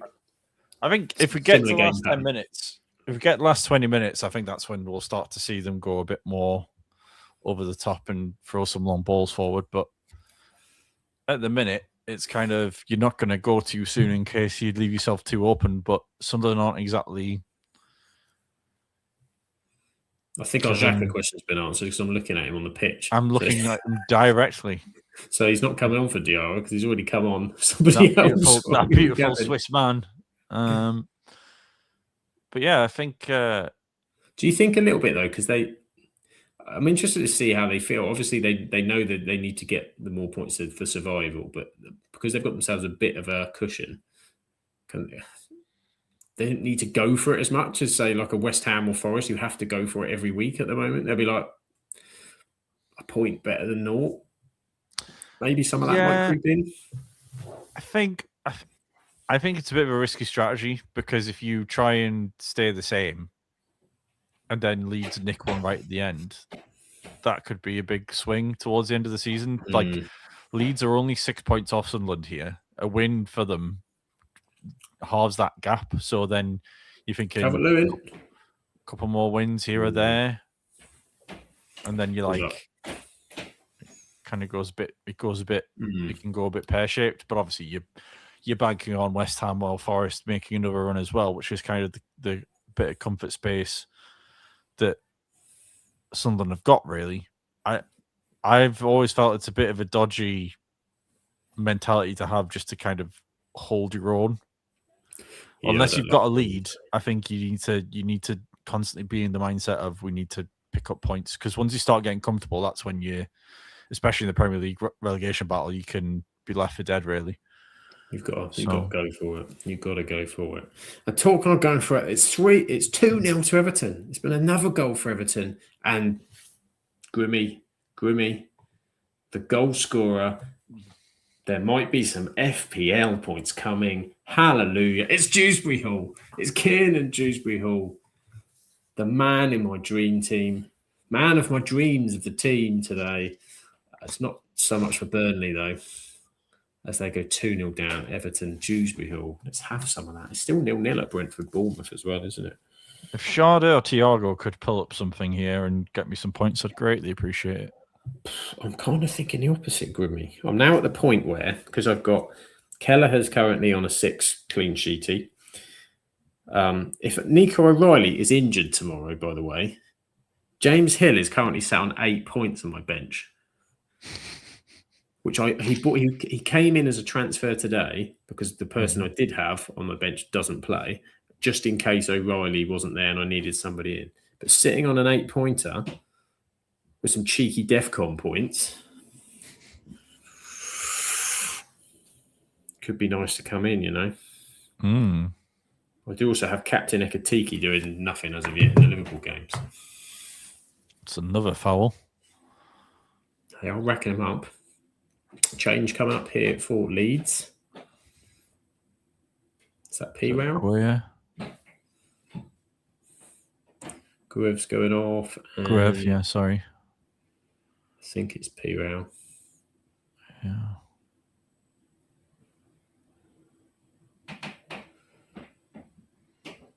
Gruev off. No, it's Machar, isn't it? Yeah.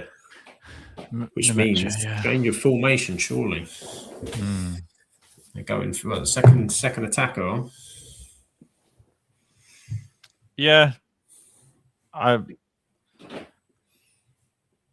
If it might make them a bit more open, but I think with how Sunderland are playing, I don't think necessarily there's been that big a threat to them so far. So no, it's probably worth the gamble.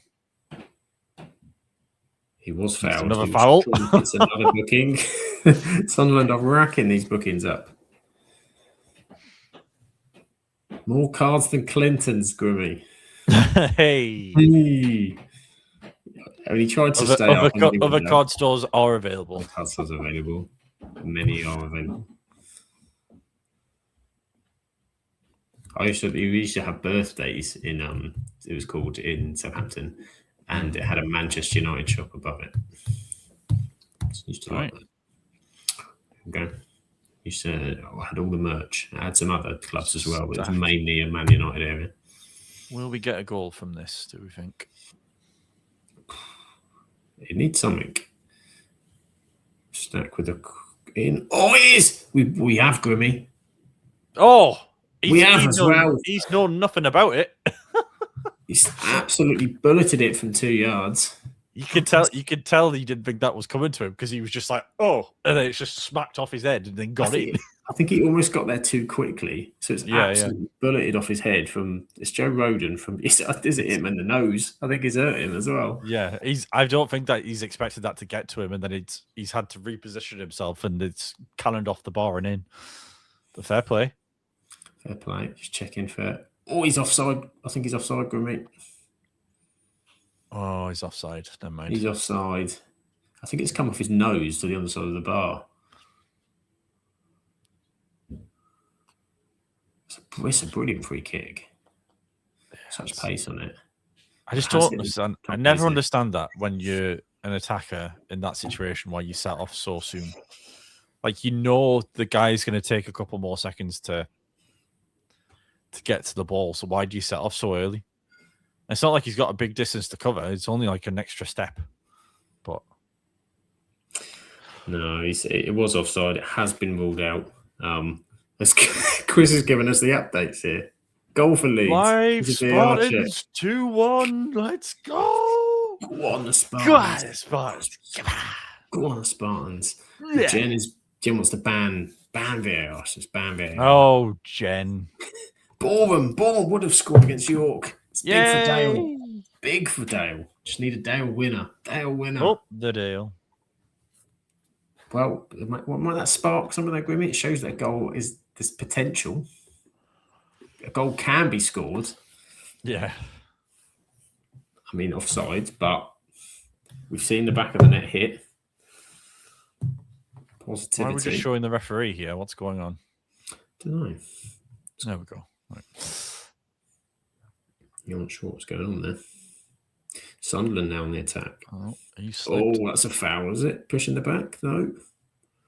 I mean... Squirt it out. Shoot. I mean...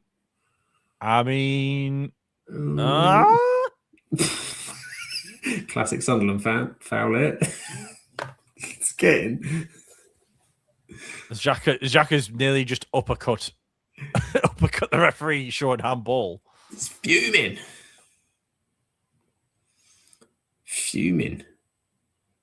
Let's have a look. Ooh. I think it's the second move. No, I think that's a handball. It's the second movement, isn't it? It's kind of come, but it's the second one that he's knocked it away with. Yeah. The first one for me is like here. Yeah, you can't. You've moved your arm again, mate. Sorry, you've moved it towards the ball. I think this. That's a free. That's a free penalty for you. It's a movement, isn't it? And I can tell you at the weekend, Ant was not happy at all with the VAR decision, so he will be expecting here. Yeah, it's gone there and he's done that. If he doesn't move his arm, he's fine. But he moves his arm towards. It's hit him here, and then he's kind of like, this is great watch long material, isn't it? It's hit him here, and then he's kind of just like bounced it off of his as the second. So he's going to the screen. Oh, VAR show. And another big goal as well. Oh my God. Truro. There's a video idea. We do a VAR review of the weekend's big decisions.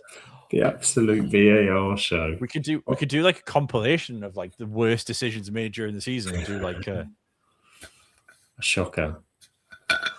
Yeah. Is that like the one that Howard Webb and Michael Owen do? I've never watched that. I would never. Just for the names involved. It's not something that interests me. I mean, there's a girl just waving at the referee in the crowd. Hello, give us a penalty. Oh, it's Leeds. She's a Leeds fan, so probably not. That's another thing I don't agree with is the cameras being placed right next to the fans. I mean, I know there's not exactly many places. How can you be impartial and be focused on it with all that noise? After review, I've had a look, and it clearly hits his hand, and his second action of the hand is a handball. Therefore, Sunderland penalty. I think that's what he said.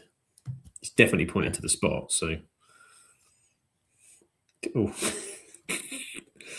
we saw the Sunderland fans. I didn't see Ant. I heard him. You can confirm it is a penalty, and I can confirm, Grimmy, I agree with the decision. I just don't understand what he's thinking. The player. I think maybe it's just the instinct, isn't it? But I mean, Yeah. But like, the ball isn't gonna get hit by a Sunderland player. It's not like there's a player coming in ready to volley it and he's just palming it away in panic. Like, Isidore's not gonna get there. Just, I don't know. It's a weird one. So soon after they've scored as well. It could be a big goal though, because if Drags Leeds Sunderland in. score this, and then go up and then go on to win, then it's like what? That puts Sunderland on 38. No, And it's 40 Habib points. Diarra taking the penalty. Xhaka takes a pen sometimes, doesn't he? I always remember Xhaka taking a beautiful pen once or twice for Switzerland. But it's Habib Diarra. I think you're set a couple of seconds behind me, Grimmy, so I won't ruin it for you. As he's just stepping up for me now. About to take the pen. Yep, stepping up. And snuck in. It has snuck in. I think Darlow's almost dived past it. I wouldn't be getting too exuberant on the goal celebrations, Diarra. You might get booked again. That's true. That could ruin everything. Yeah, Sunderland would go up to 40 points if they win tonight. So that would be joint with Fulham and Bournemouth on points at the minute. Back in the European race. And be 4 points ahead of Newcastle. We've finally had a goal here. Daniel Farker looks bemused. I want to see this penalty again because I think Darley. Here we go. So Darley's dived. I think it's a bit of an apple, but he's gone lucky. It's gone in. Oh, it's a poor penalty. Yeah, it's not a great penalty. He's just dived past it. Oh, he's got his hand down and it's flicked up off of it. Yeah, that's not. I thought he'd dive well past it, but to be fair, that's savable. He'd been better off going with his leg. He'd been better off going with his knee. What his hand fix it up. I think we're in for a good 20 minutes because I think Leeds will just go hammer and tongs at it now. Yeah, they're not going to just hang back and it's opening up. Just as Jen's got another goal as well. The Shrimps are 3-1. Goals are flying in. Is this the same Morecambe that I've been following this season? Good Lord. It's on. Survival is on. It is on. Sunderland come again on a break. As a great man once said, the heat is on. So that would put Morecambe currently 7 points off Sutton and Brackley. So I mean, a Rochdale goal would be doubly exciting because it would help both Rochdale and Morecambe in the same breath. So from an absolute football podcast position, it could be big. Could be good big. Could be good big. Could be good big. Could be good big. Good big. So who are Rochdale? Rochdale. Saying that. You ask Grimmy, and it will happen. It's not 2-0. It's 2-1. It's 2-1. That's what confused me. I saw the Rochdale goal. It's almost like an early birthday present has come down from the skies and given us a cheeky treat. The gap's gone from 7 to 6 in a moment.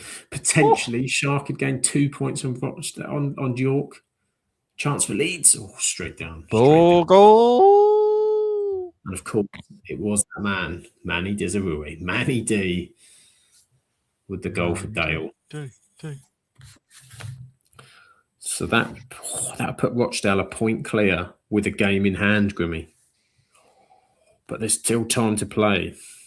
Still a long way to go. Such a long way to go. Gotta know when to hold up. May have to. I mean, if it's going to get this exciting at the end, I mean, we might not be able to feature Shah or Morgan on it, but we may have to do a National League watch along on the last day. I will 100% be up for that. I'm thinking that. I'm thinking possibly Championship as well. Loving those last day excitements. Last day streams are great because they changes so often. We'll get some updatable graphics somehow. Imagine if there's some drama in the Premier League to be had as well. Last day. 3-team title fight with me. We could do Champions League as well. Oh, Sam, the possibilities are endless. They are absolutely endless.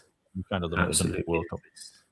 We did the champ. We did the women's championship last year. Freya and Paul did a cracking job on the women's championship last day of the season. Oh, breaking Sunderland breaking. Oh! No. That's a silly ball. Jen might not be at the last game, so she could be free. Oh, imagine if Morecambe. I can see it now. The clip of Morecambe's survival on the last day with Jen on the stream. Oh. Wow. I can see it. Not only imagine that last day, we get Morecambe survival and Dale win the title, and we can because they play York on the final day, and we can cut to Shah live at the Crown Oil Arena. The greatest day for the absolute panel we've ever seen. Be amazing. Why are you crying, Shah? I've dropped me second pie. You've just got promoted. I know, but I dropped me pie. They're out of pies. He's devastated. To be fair, I would also be in tears if I dropped any food. Flashed across the box. Oh, that's a good ball. That man, Dan James is on now. The Welsh wizard. Went wide and he flashed the ball across the box. Calvert-Lewin tried to get on it and it's too far away. Oh, Bournemouth are winning. That's not good. Trying to discover who the goal scorer is, but live score is not telling me. Other score apps are available. Yeah, other score apps are. I can't even remember which one it is. I use Flash Score. See, other ones are available, and it's not. It says chance, but it's now gone away. It says 1-0 in the app. Mine's saying still nil. It's gone 0-0. It must have been ruled out. I apologise, viewers. I have led you astray. I forgot. Mine did come up with chance, to be fair, and then it disappeared off. So that keeps my clean sheety points for Kelleher intact. James Hill sitting on 8 points on the bench. Wow. There we go. He likes telescore, like the old CFAX. Oh, CFAX, Grimmy. Oh. CFAX. Bring the CFAX back. Kids these days will never know the stress and the tension of when you've got a game and you want to know the score and you're just cycling through waiting for your page to turn up. And sometimes you can tell because if the page has moved from the one that's gone before, there's a goal on that page because that wasn't on that page a minute ago. My team's on that page. There's been a bump in the text to the next page. Yeah. Was it 302 was the news, wasn't it? Was it 301 was live scores? I thought it was like 501 was entertainment, wasn't it? Yeah, because you had, what was it? Was it Bamboozled? You could play. Yeah. This is old school telly, that text. For the youngins out there who don't understand what on earth we're talking about. The youth of today. That's how you used to get your scores. It used to be you'd have the radio. Yeah. And you used to have CFAX. I was watching a bit of Drive to Survive today, and then when they turned around and said Kimi Antonelli's birthday was in 2006, I was like, horrendous. I was just like, bleh. Actually, I don't think it's 2006. I think it's later than that.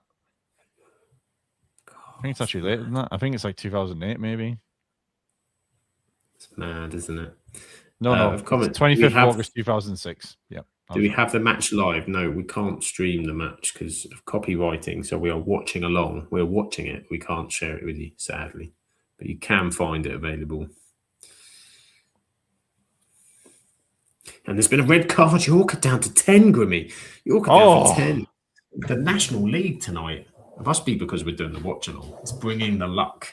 Not for Morgan, to be fair, because bless him, he is obviously part of the pod and we want him to do well. But tough. It's up against it.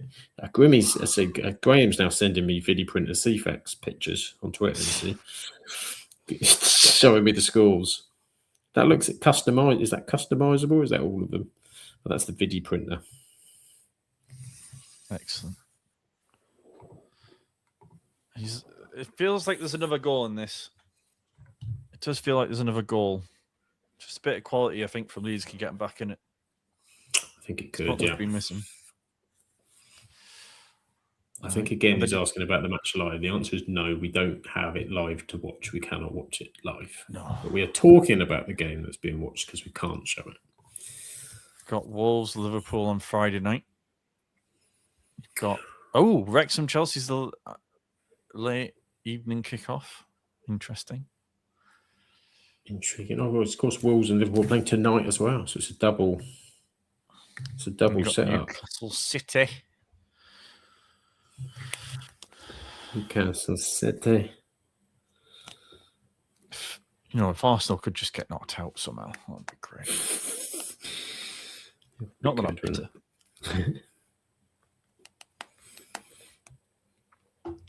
In any way, shape, or form.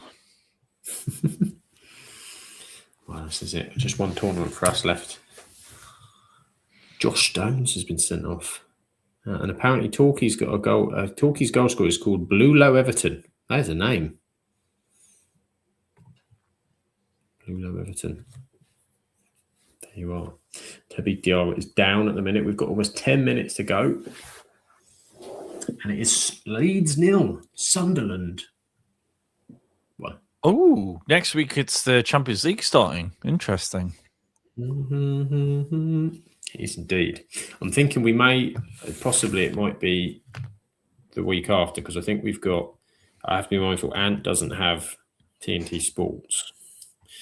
I think he might be wanting to come on next week. So we might do a Premier League next week. I think we've got, then possibly I'm thinking the week after could be watch a long time. So I think it's the second row of the Champions League. Yep. I'm pretty sure there's some tasty fixtures. Newcastle Barca might be on that Tuesday. You might be right, you know. You might be right. Grimmy. Obviously, the time might be over by the time we get to the second leg on that one. But that's okay. He's not calling that. Okay, well, that was a bit of a tasty challenge for Purdue there. He's not having it. I think so. No, it's next. Yeah, next Tuesday is Newcastle Barcelona. All right. I mean, we'll be able to keep tabs on it and be watching it while we're chatting Premier League anyway. The following Tuesday would be choice of Paris Saint-Germain, Chelsea, Real Madrid, Man City. That might be multiple correspondence across two games. I think, Sam. I think we might have to double. That's double Desi coverage. Yeah, I think that might have to be double coverage on that one. Smith versus Galatasaray versus Liverpool was on TNT. We can. Okay, the other one's on Prime though. Champions League, which I believe we both have Prime. I believe I do have Prime, and if I don't, my wife Shirley does. So we have it covered. So I think possibly next week Premier League show, and then it will be one or both of those games probably. Yeah. So I think I've got to sort the rest of the schedule out, but I'm pretty sure Rebecca's back next week as well, and Ant. We might get a Scottish roundup next week, which of course. By the way, quite the goal in the Old Firm derby at the weekend. Yes, quite the goal.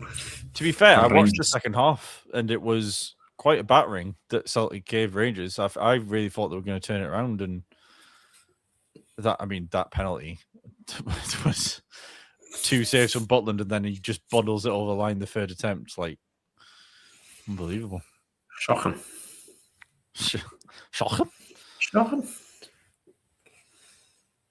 Leeds haven't really created a lot since that. Apart from that Dan James down the right, they've been Sunderland are now sort of sitting in. Sunderland are difficult to break down like this. They have got a corner. Jen is right. At least one person in the household has Prime. Yeah, that's it. And there is a double sub coming on here. Off coming Jaden Bogle for Leeds.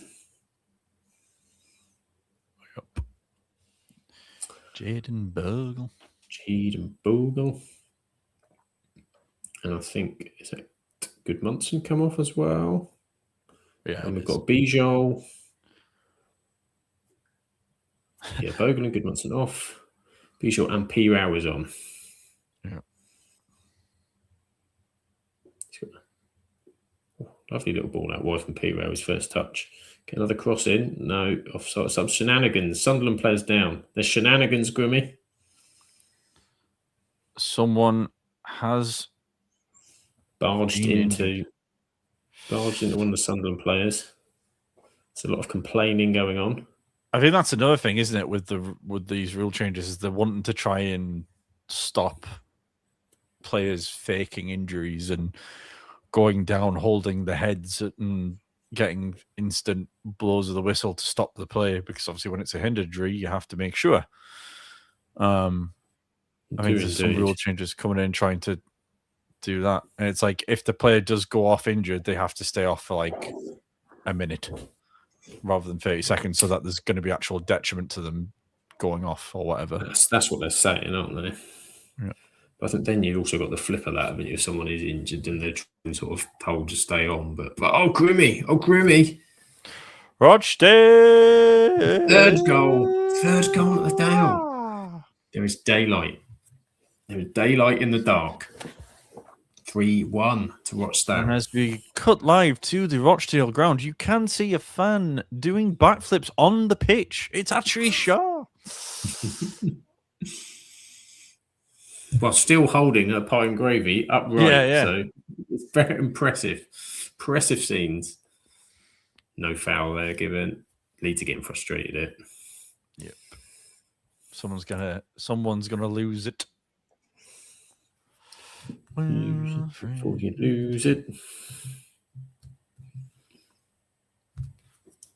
I think just checking the other Premier League games, I think they're all still as they were. But I've gone down when you go down an alley and you're suddenly on like Champions League and all of this, you're like, how do I get back to what I was? I've gone down a scoreline alley, Grimmy. Yeah. Scoreline alley. That was kind of my fault though, because I did mention about Champions League watch along. But and I have spotted while I was doing that, we had a goal in the Championship, a big goal, because Ipswich have just scored against Hull. Nice. Big goal in the promotion stakes. That was a big win for Bury yesterday as well. They needed that. They needed it. They did need that. Elsewhere, we've got Barnsley 0, Wycombe 1, Exeter 1, Burton 1, Rotherham 0, Mansfield 0, Bromley 0, Oldham 0, Chesterfield 3, Colchester 0, Grimsby 3, Salford 1, Newport 1, Tranmere 1, Walsall 0, Fleetwood 1. Bromley have been stumbling a little bit, haven't they, recently? They've not been having it all their own way. No, I think they won. We had all chance. Oh, what a chance. Oh. What's happened there? It's fallen in the box, around the 6-yard box. It was a shuffle. It was one of those, all kind of headed it. It's fallen down. He's turned to swing at it. Unbelievable, Jeff. Oh, he's at the outside of the post, Grimmy. Must have taken a deflection because he's given a corner, but that was a big chance. Ball in. No. Glad says Charles' voice will be knackered again. It might be. Cannot rule these things out. Let's watch Dallow in a title fight. All bets are off. Yep.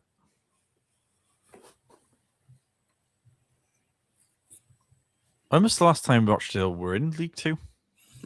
It's only like 3-4 seasons ago. Well, no, 3 seasons ago, wasn't it? Because Shah last season was their first season in the National League. Yeah, it wasn't that long before that they were in League One. But yeah, we were starting to talk about doing non-league, and then it did coincide with. And then Shah getting podcasting footballing gods went, you know what? Sure, we can make this happen. So we did. Yes, we did pivot. Just sort my camera out because it's gone funny again. Keeps doing this. I think it's when I knock something, it juggle it off. That's better.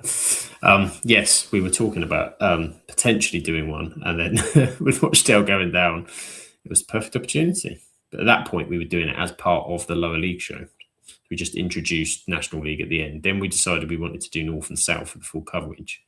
And then obviously it was difficult over time to do all 6 leagues in one show, particularly with a lot of the knowledge base that we had was obviously the lower league teams. Yep. In terms of EFL teams, I mean, so... And I think it's been a roaring success, the non-league. So I love it watching it. I've been on it in terms of pressing the buttons for Ben and that. We've got some really knowledgeable people.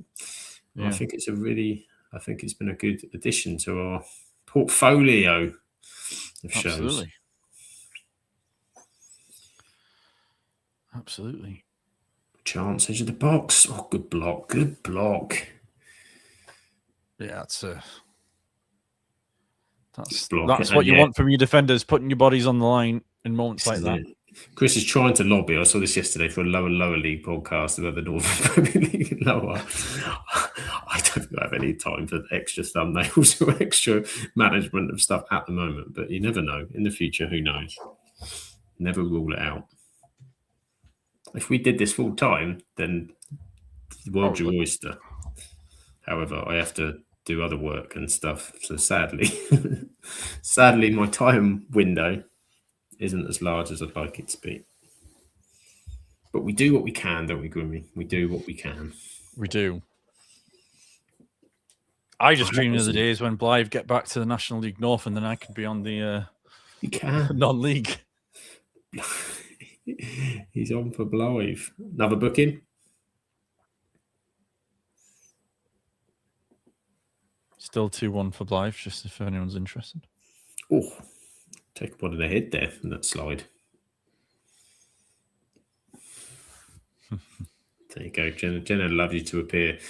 And Graham says non-league. And the women's show. Yes, the women's show's been excellent for us for almost 2 years. Well, year and a half now, maybe a bit longer. Yeah. That's even longer, 2.5 years, I think. We've had the women's show a while now. I know they've been Freya and Paul and that doing Chloe and Danny, and now we've obviously got Kai. We will at times, Rosie will be coming on at points, hopefully, in the future. So we'll have a Chloe on as well. We've got special guests, they do great. Nom-league, I like that. I should call it nom-league. Nom-league. 12 minutes. Has he got 12 from? That's all those bookings, Grimmy. Has there been that many stoppages? Apparently. Has there? Apparently. Disbelief. Sure, 12 minutes. Yeah, cool. Grimmy is in disbelief. Absolute disbelief. Do they not know there are starving men in the north of England? Cost comes in. Corner ball. Sunderland. Nope. I am starting, actually, Grimmy, to think about preparing some content again for my channel. I was going through phases of almost releasing some stuff earlier this year, but it wasn't quite what I wanted to do, and I was sort of rushing it, and I wasn't happy with it. But yes, plans are afoot. I want to do some World Cup preview stuff. I do have some ideas for World Cup stuff for this channel, but also I guess it could work for yours as well. And I'm very looking forward. I will certainly be. I won't be doing it at the detriment of what we do on this channel. That's for sure. It will be stuff here, but it might be more like group previews and things like that. More in detail group previews I might do on my channel, and then I think we can do some. Yeah, I think there's lots of fun stuff we can do, and I think we've got lots of people interested in the team that will think we'll get involved in the World Cup as well. We can have a cross-functional World Cup team. I will follow you gladly into battle. Let's go. Bournemouth into 5 out of 6 minutes of injury time. Those clean sheet points, Grimmy.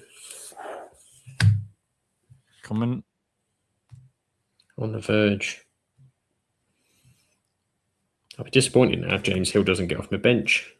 I've got Kelleher getting me 6 at the moment.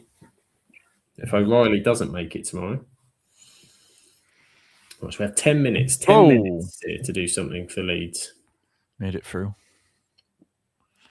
Yeah, if Leeds get a goal now, like they've, there's to be fair, so much time on the board. Yeah. It's Attacker City out there because they've got Calvert-Lewin, Numcha, P-Row, Dan James, Wilfred Nonto's on there as well. Yep. It's about as attacking as you could be.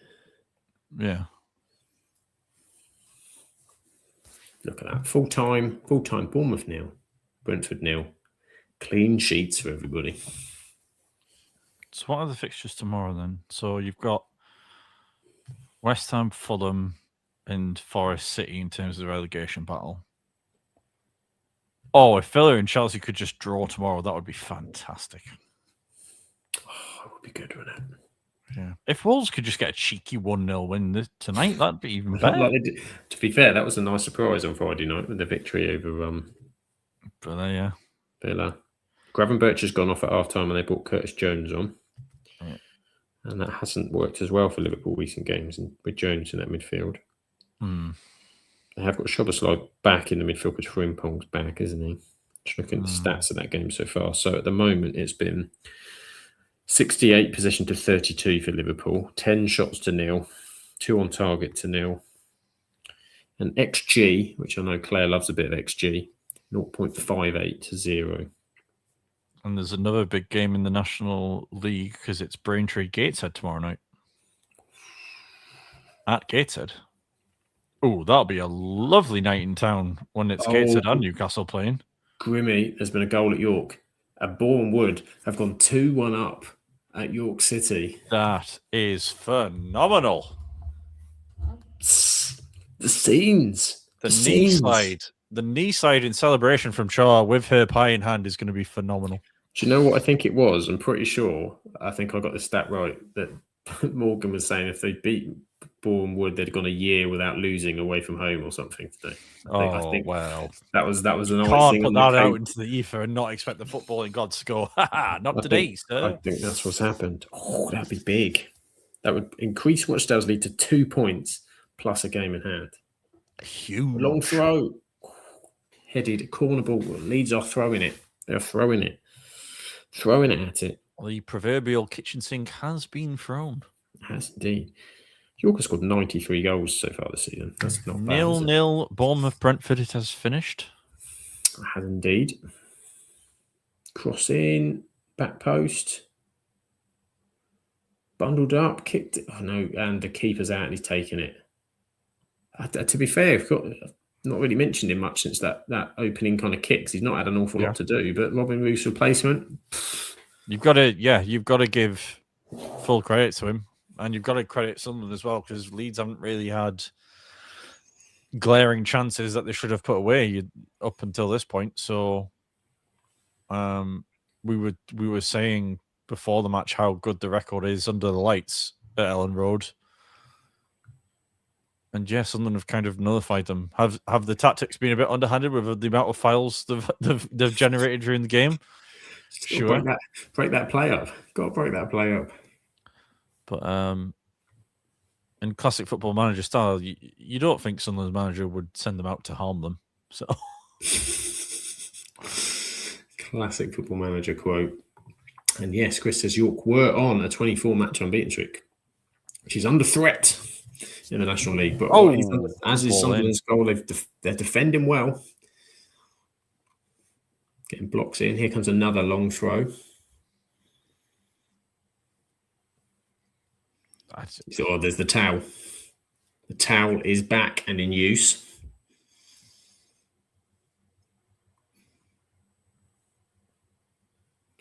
Long throw, flick. Oh, good save, goalie. Straight above his head, but he did react quickly. It's close at him as well. Yeah. Yep. Safe hands. That's what you want to see from your keeper. Oh, that's a silly foul. Yeah, you don't need to do that. That's just panic. That's a panic tackle.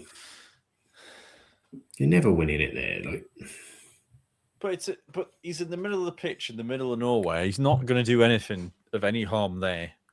It's just going to waste another minute because they're going to sit on it and. Which you would do, wouldn't you? If you're in this position, if you're Sunderland, you're wasting the time. You're not going to. No, you sit it in, don't you? With it. Yeah. Ball's broken midfield. Players coming forward. Right hand side for Leeds. Dan James is absolutely blazing down the side. That's another corner. I think he might have saved. I think it's going for a throw in. I think he got that. And Purdue with the throw.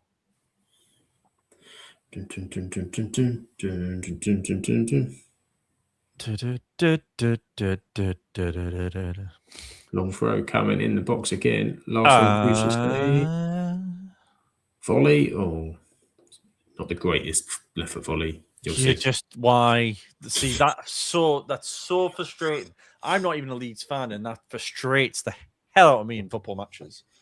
You're keeping the pressure on. You can keep the ball on the edge of the box, and you think, oh, you know what? I'm Superman. I'm going to absolutely bury this with 3 minutes to go. When presumably on his weaker foot as well on a volley, and you just it's like when your defender does it, lines one up, you just go and just lay it wide.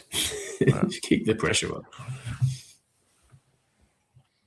I'm not even a Leeds fan, and that frustrates me. But yeah, frustrating. And there we go. Full time. Rebecca 2, Dan 0.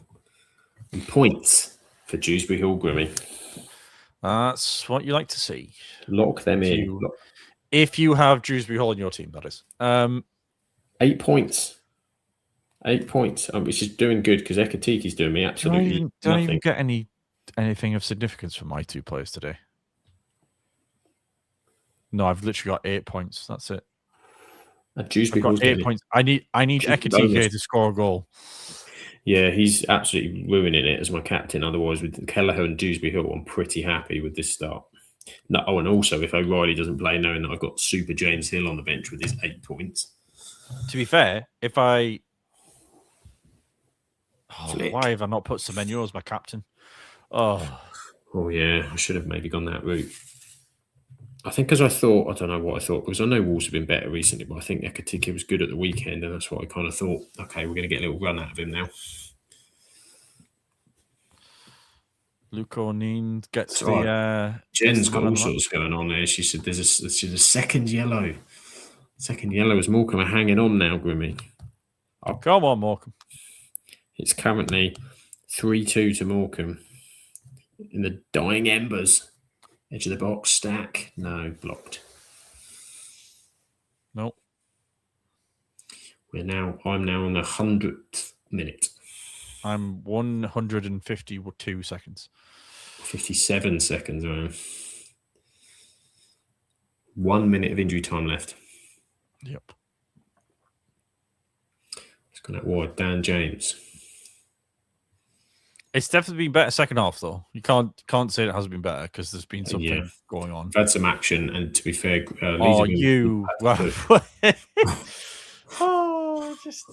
Leeds never fail to amaze. It's a lovely little dink from Dan James as well. And then Nonto's just like bosh in the back of the guy, deflects off his leg, and just goes back past all the Leeds players in the penalty box. Cross in, Grimmy. Oh. It's deflected off wide. That could have gone anywhere. Leeds, they're probing. Just cannoned off the shin. Cross coming in for the corner with seconds to go. This might be it. Stack crossing into the box. Up in the air. No, he's got it. That might well be it. In the goalkeeper's arms. Fair play. 2 minutes of normal time, and Morecambe as Jen is on the edge of her seat. Sunderland fan giving a lovely salute there I saw that to the Leeds fans. I think his fingers were stuck. I'm sure he meant to wave. Yeah. Condensed.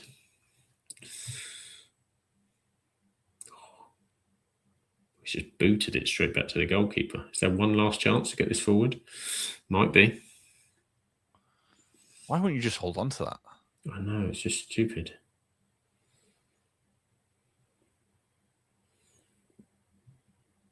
Hoofed it back. The ref is still going. Yeah, that's got to be He's going to blow now, isn't he? He's blown. That is it. It's a big win for Sunderland. That is a big win for Sunderland. Yeah. 1-0 at the road. Gets them to the mystical, magical 40. The magical 40 points. Which they would have been absolutely delighted with at the start of the season. Yeah. Beyond belief. If that was your end of season points total as a Sunderland fan, you'd be delighted with that. But that's just snap your hand off at the start of the season. 9 games to go. You're laughing, really. You're laughing because you're in 9 games. You've got 40 points in. There's a chance of Europe in the conversation as well. The Leeds, and it gives hope, doesn't it, for Forest and West? I know Forest have got Man City tomorrow, haven't they? Yeah. But it gives hope. Oh my word! There's a third goal. Boom! Word! It's all over for York here. In our Premier League / non-league watch along that this has become. So we've got some massive games coming up. So I'm just having a look who Sunderland have got coming up. Oh, we've still got to go, haven't we? They've got Brighton at home next. Yeah. Then Newcastle away. Tasty. 22nd of March. 22nd. It's a very interesting day. I think it's like 12 o'clock is the derby. It's derby day, isn't it? 2 o'clock is the Old Firm derby, and then 4:30 is the Carabao Cup final. That is nice, isn't it? Now, if my chair was a better chair, I would almost be like all day, but that's pretty good. And you've also got at 2:15 Villa, West Ham, Tottenham, Forest. So you've actually got you've got relegation peril straight away. So you've got Newcastle, Sunderland, then you've got Villa, West Ham, and Tottenham Forest all at the same time. So Tottenham Forest is a massive game now. Yeah. Wolves Liverpool's a bit is very open. It's very interesting. Yeah, I'm just flipping. I'm going to flip across. But yeah, in terms of the Leeds Sunderland game, obviously not the greatest game of football to watch, but I think Sunderland kind of executed the game plan pretty perfectly. Really disrupted Leeds' flow, even though Leeds had a load of possession. I think Sunderland were pretty comfortable in keeping hold of their line of defense, as I've broken my stand apparently. And yeah, I just think Leeds couldn't really get a rhythm and didn't really have any major chances, really. I felt like Sunderland didn't have anything major either. And then the big moment is obviously Ampadu deciding to stick his elbow out and handle the ball and just handed Sunderland the win, really. Not that I really saw Leeds breaking Sunderland down. No, it all turned pretty quickly, didn't it? Because you had the disallowed goal for Wolves 2 minutes before the sort of penalty. Yeah. Sunderland reacted with a kind of quick attack. And as you said, that was the Sunderland game plan, which was soak up the pressure and take the moment if it came, which they did really well. And they defended very well because they limited Leeds to very little. Even at the end, where it was a bit balls are falling in the box, but Sunderland were getting the blocks on. And yeah, 100%. Yeah, it was kind of hard to say there was a man of the match, really. I know they gave it to Luko Neen in the end, but I don't really think there was an outstanding player. I would probably give it to the goalkeeper for Sunderland, because to come in reserve, not having played yet, and keep a clean sheet, you probably deserves some sort of reward, really. Made a couple of last-minute saves, keep Leeds out, and yeah, kept his head, really. Bar one maybe bad kick at the start, like you mentioned earlier in the first 10 minutes. Apart from that, pretty sound. Everything else. Yeah, they'll be pleased with that. As we've squeaky bum time for Sharp, Rochdale, Brackliffe, Paul. That's not. They're not going to do it again, surely. Don't do this again. Come on, Shaw, get them told. Sort them out. Shaky pie. Shaky pie at them. Hanging on in non-league. The stress of the fixtures. So the 2 minutes that I've watched Liverpool. Salford losing 3-1 at Grimsby is a pretty big result. That's a pretty big one. So the 2 minutes I've just watched Liverpool switch, they've looked miles better with that Rio kid on again. Yeah. Some stage I think they're going to have to just chuck it. If they're taking Gakpo off, I can only presume he's been pretty anonymous. It's 3-2 in both the Rochdale Brackley and the Morecambe Wealdstone game. Not to add any nerves to either of the participants that are interested in the results in this, but that's just the tension, the levels of tension. I'm going to have it on non-league just so I can see if these come in. So we will wait and see before we call the stream. I mean, that stat is pretty damning in terms of how it's been. 12 shots for Liverpool, 0. I have a full-time Grimmy app. So much so it blurred my screen for a minute. Rochdale full-time. Okay. So Shaw will breathe a sigh of relief. York had just scored as well. We have 3 3-2s going on at the minute. Good Lord.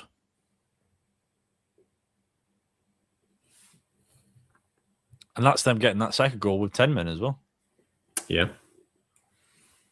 Fighting away. Love to see it. You'd love to see it. Oh, McAllister, no. Oof. What are you thinking here, Grimmy? Do we call it, or do you want to watch the last 20 minutes of Liverpool? I know you. No, I think we can call it. I don't want to spend 20 minutes of my life watching Liverpool, to be honest. Exactly. We will wait a second until we have the National League games in, so we can all enjoy the rest of our evenings in happiness. Yeah. As Jen has 1 minute left. Just got to get across the line. We'll get the socials almost ready for when that does happen. The pressure. I mean, to be fair, we can start doing outros and stuff, and then just hold on, I guess. Should we do that? We'll start with that. Grimmy, thank you for joining me. Thank you. Always, Sam. I will always be here when you need me. It's been a pleasure as always to watch football with you. Where can everybody find you and your channels? I can be found in 2 different places mainly. I can be found on Grimmy16 on X, which is just my usual Twitter. And then on YouTube, I have the Grim Devils channel currently in operation. We've done some videos recently, obviously previewing and reviewing the latest United matches. We've got a couple of video ideas coming up, which I'm going to be doing some stuff with Sam on the channel as well. So that'll be coming up in the next few weeks, probably going on during the massive break that United have from like the middle of March to the middle of April. 3 weeks, isn't it? Crazy. Like 3 weeks, yeah. It's a international mega size break for the players. So we'll have some videos up on there if you want to check that out. Obviously, feel free to check that out on YouTube and subscribe. I have retweeted a few things on there as well on my Twitter if you want to find it there. And if you want to see anything on my sports card stuff, that's on TikTok. That's mainly under Saint Grimmy. And yeah, I'll be posting stuff on there. And yeah, that's about it, really. Where can we find your lovely mug, Sam? Where can you find me? You can find me at Sam Absolute FBL, usually on Twitter. I do have a YouTube channel. I have 2. I'm hoping to bring both back, but it's probably going to be towards the end of the season. With one's going to go in a World Cup direction, and one's going to go in kind of maybe some EFL season review stuff, which I'm working on at the minute. So you can find them on YouTube, but most of the stuff is on Twitter. And of course, the Absolute Football Podcast, which is exciting because Morecambe have got over the line with a 3-2 win, which means that they're now only 6 points away. It's very exciting. As Graham says, the great escape is happening. We believe that it can. And it will happen. So there we are. We've sown the seeds tonight, Grimmy, to start that off. So we've done our bit. For the pod teams.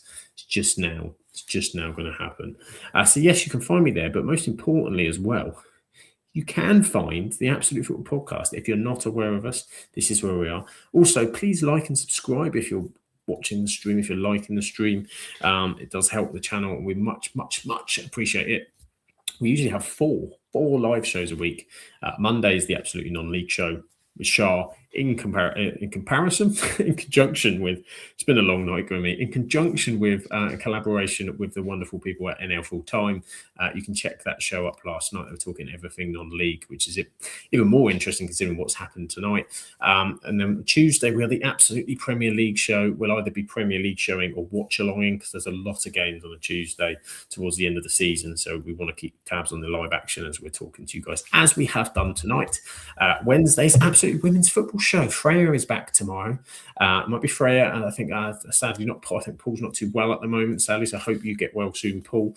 But we were hoping that I think Chloe's on. We might have somebody else or 1 or 2 others on. They'll be talking women's football tomorrow because it's international football, Grimmy, which is exciting to cover. And on Thursday, the Rowdy Rabble with Shah will be back talking everything EFL in the Absolutely EFL show. It's 8:30 p.m. live for all of those shows. And you can find us on the various socials. Of course, I think just type Absolute Football Podcast in and you'll probably find it, as a Boreham would have beaten York. So there you go. It's a big day for Rochdale. It's a big day for Rochdale. But in the Premier League, we finished because it was a big day for Sunderland. They got a fantastic 3 points at Leeds United. They've hit those 40 points, those all-important 40 points upwards and onwards. Europe, maybe. Might be Europe. Ciao for now. Have a fantastic rest of the week. Thanks to everybody in the chat who's joined us. Enjoy the rest of the football. We will be back soon. And have a good one. Ciao for now.